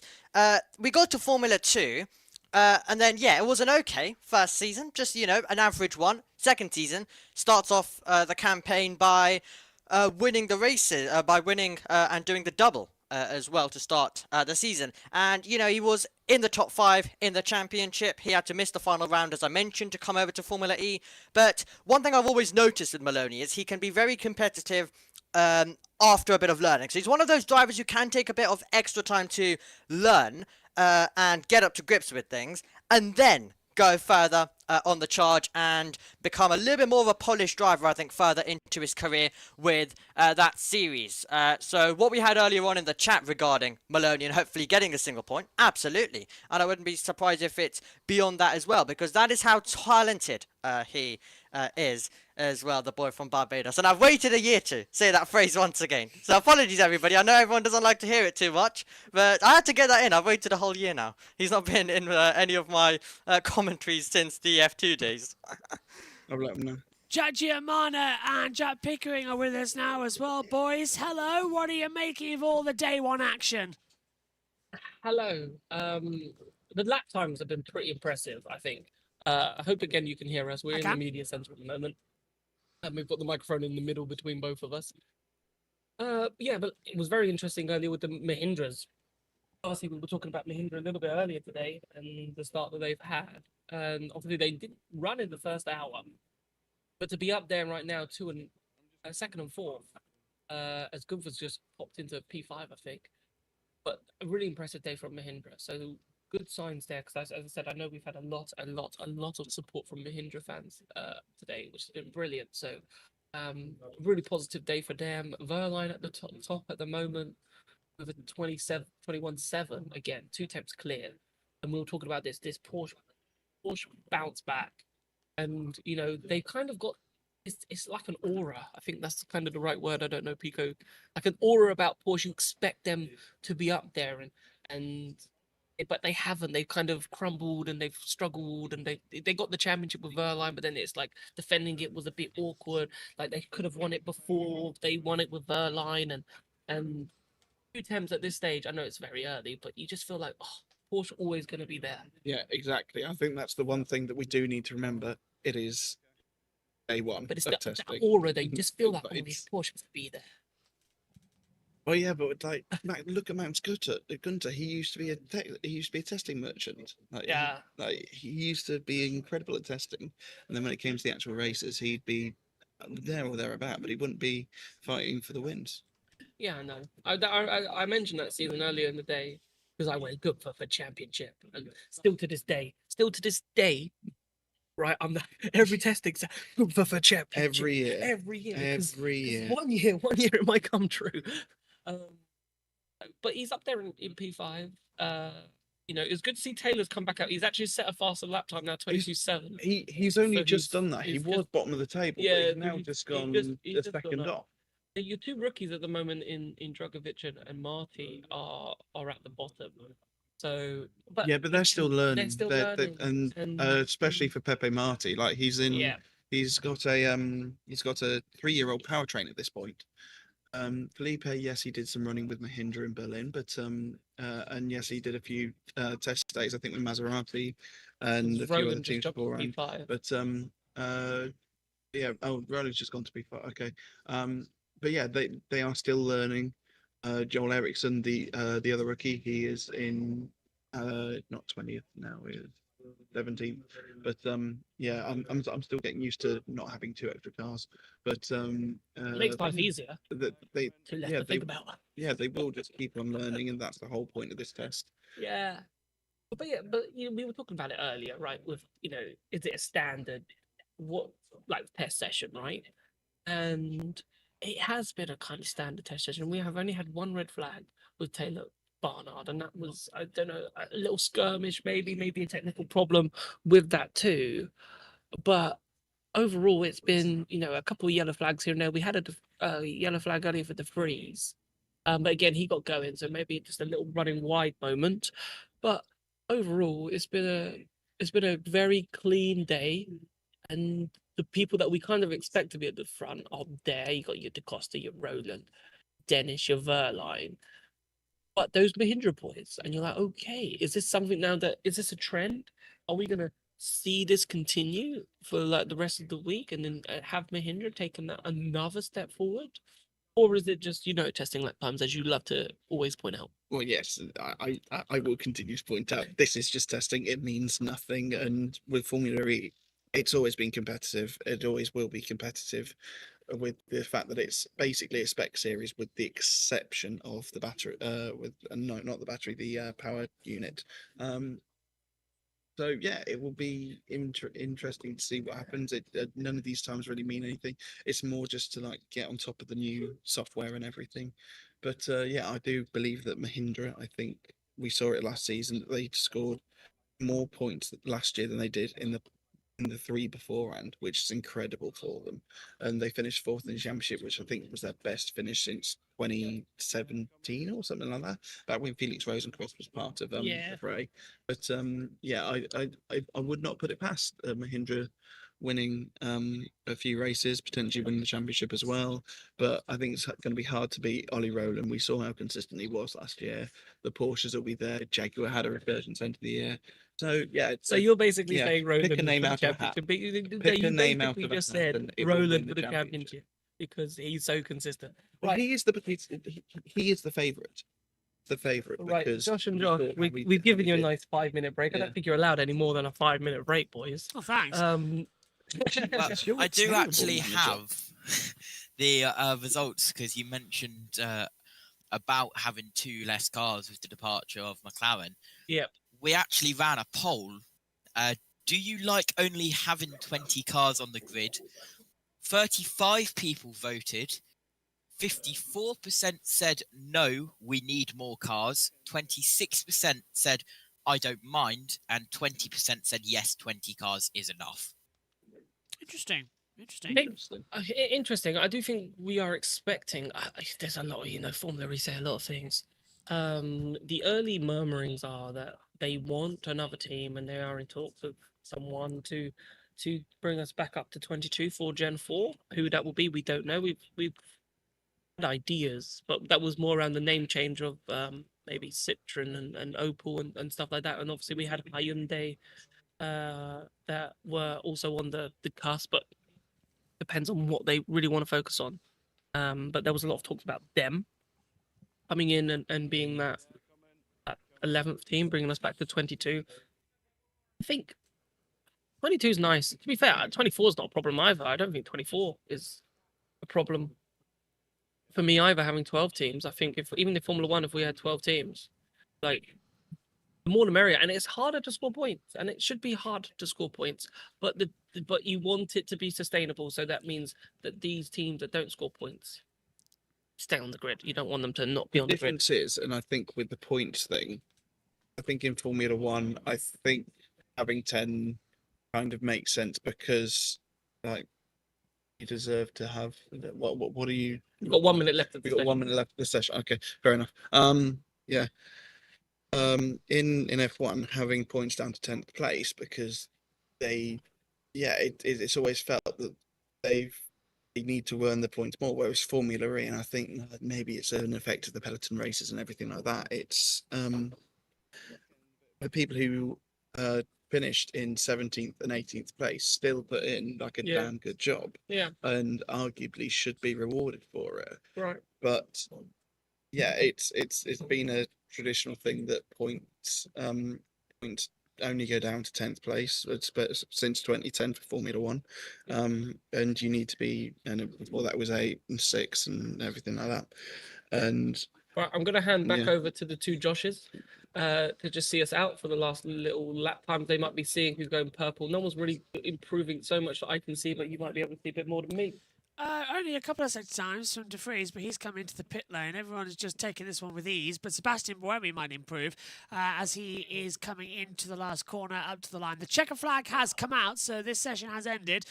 Over the line will come Sebastian Buemi, and he moves up into 11th place, a 1:22.462. Gunther's gone up there. Muller's gone into 12th, and that's only the real orders as everyone's now going to take that checker flag lap time. So day one has concluded here for the ABB FIA Formula World Championship testing, and that is going to be an interesting one to come across.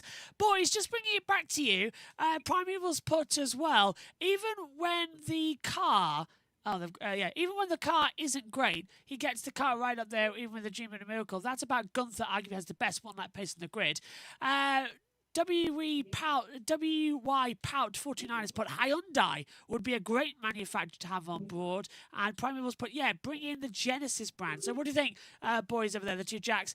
Hyundai coming in as a manufacturer? It's definitely being talked about. It's definitely something that's on their radar. It's been one of the paddock whispers for a while now, going into last season. Whether or not it's come true, because I suppose there's always been teams that have been linked with Formula E, and it doesn't happen. So, Hyundai are another one, but the talks seem to be fairly solid. Will it happen? I don't know, because I know them also with the World Endurance Championship. I think they're doing something there, Hyundai. I think they've got is Genesis as the project. The Genesis brand. Yeah. Oh, they're doing. Sorry, we're looking out the window just in case someone's slowing down, but it looks like maybe a practice start or something. That's it. So yeah, it's at an early stage at this precise moment, and it's just interesting to see what happens and how that story develops of the year. If that story goes cold between now and the end of the year, then it might not happen. But it'll be interesting to see if that story ramps up. We did know we had a 30-second delay into temperature last year, but not now. That's only because we are live with them trackside. The TV pictures at the moment. We'll see how that gets to when we get later on in the year. But telemetry looks like it's We will be ahead because we see it exactly as it happens. And then obviously there's a stream delay. Yeah. So, and there is a delay.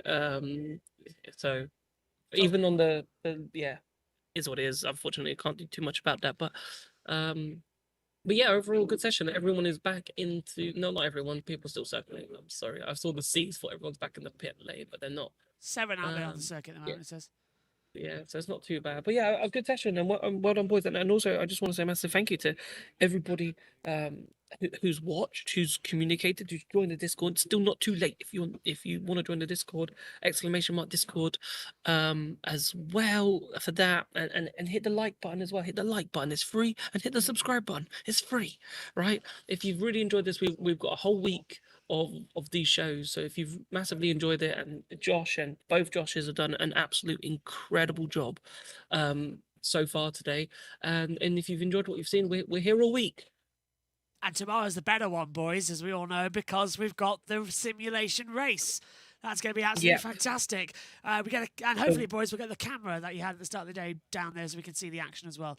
What are we looking forward to with that? Do we know if we're doing the qualifying format, because that has changed a little bit? No. It will just be the dummy race. There will be no qualifying. It will just be a practice race. I don't know. Starting would probably be picked out of a hat, or they'll have some form of decision on how they do the dummy race and how they form the grid. It'll just be random, and then we go racing. It's gonna be a lot of fun. Do you want utter chaos? Go for it. Yeah. Take the championship standings from last year and reverse it. I don't think that happened last time when I was in Valencia.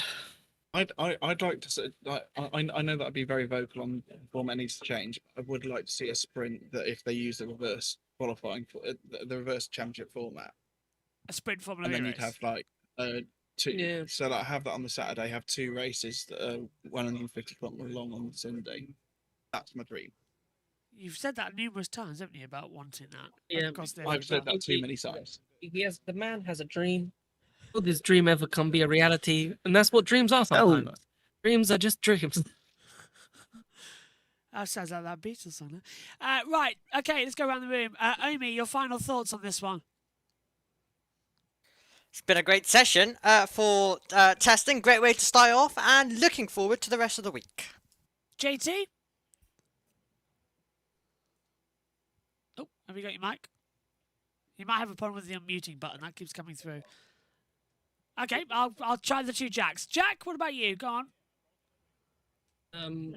Yeah, great day. Great day. Really loved it. Our first one of this. We just hope that you at home have enjoyed it as much as we have, just listening to discussions and so forth. Plenty more to find out about. Loads of stories that we want to follow up and find out how it goes. So just make sure you keep tuning in every day. And thank you, boys, as well. Pleasure as always. Pico? Yeah, I mean it's great to be back in Valencia. Obviously, we had a year off last year, and so yeah, it's really fun to be back here at the Circuit Ricardo Tormo, seeing the cars out on track and everything. So yeah, and we've still got 7 more sessions to go. JT, you're back with us. Exclamation mark Discord. Yeah, get in. We want the conversation. Get JT, in what about the you? Discord. JT said something might not be working, I don't think. Okay, Here we go. We got you. Hello. There he is. That time was my mute button not wanting to work. The other time was the behind the scenes stuff that I do. Unfortunately, not all in range of my headset. So when I'm doing the report that I'm going to send to the guys, I can't. I just had to take a screenshot of the timing screen on my other laptop, which is actually behind the desk that I'm working at. But yeah, good first test session, good first day of testing. Pascal Wehrlein on top. Interesting one. But good to see that the top 14 cars are all inside a second of each other. Vern and Cassidy, the 2 Citroen cars, separated by 1,000th. And I know we always say, don't read into testing timings, but those cars look together. Also, Roland and DaCosta separated by a thousandth of a second. Okay, so here's the results then. Pascal Wehrlein is fastest, 121.714. Nick de Vries is second, 121.933. Jake Dennis is third, 121.985. Eduardo Mortara is on a 122.003. Ollie Roland is fifth, 122.058. Antonio Felix DaCosta sixth, 122.059. Maximilian Gunther 7th, 122.194. Mitch Evans 8th on a 122.227. Jean-Luc Verne 9th on a 122.379. Nick Cassidy rounds out the top 10, 122.380. Sebastian Bohemian 11th on a 122.462. Nico Muller is 12th on a 122.534. Lucas Grassi 13th, 122.6. Norminato is 14th on a 122.618. Taylor Barnard 15th, 122.740. Zane Maloney 16th, 122.869. Joel Eriksson 17th, 122.924. Dan Tigtum 18th, 124.167. Felipe Djokovic 19th, 124.418. And Jose Maria Marti is 20th on a 124.452. My thanks to JT and to Omi. My thanks to Jack Giamana and Jack Pickering, who have been trackside for us today. We will be back for all of the action tomorrow. 2 sessions coming your way here on JB Motorsports and Formula E Zone. That's coming up at 8 a.m. GMT and 1 p.m. GMT for test sessions 2 and 3. And the third session will be the simulation race. So be sure to join in for all of the action. Day 1 complete then from testing. Thank you very much for all of you joining us. Make sure to join the Discord. Use the link in the chats. And also get into the FEZ bar and have your say on the call tomorrow live on air. We'll hear from more drivers and more press conference action as day 2 will commence for testing. Thanks for your company today, though. We'll see you tomorrow. Take care. Bye-bye.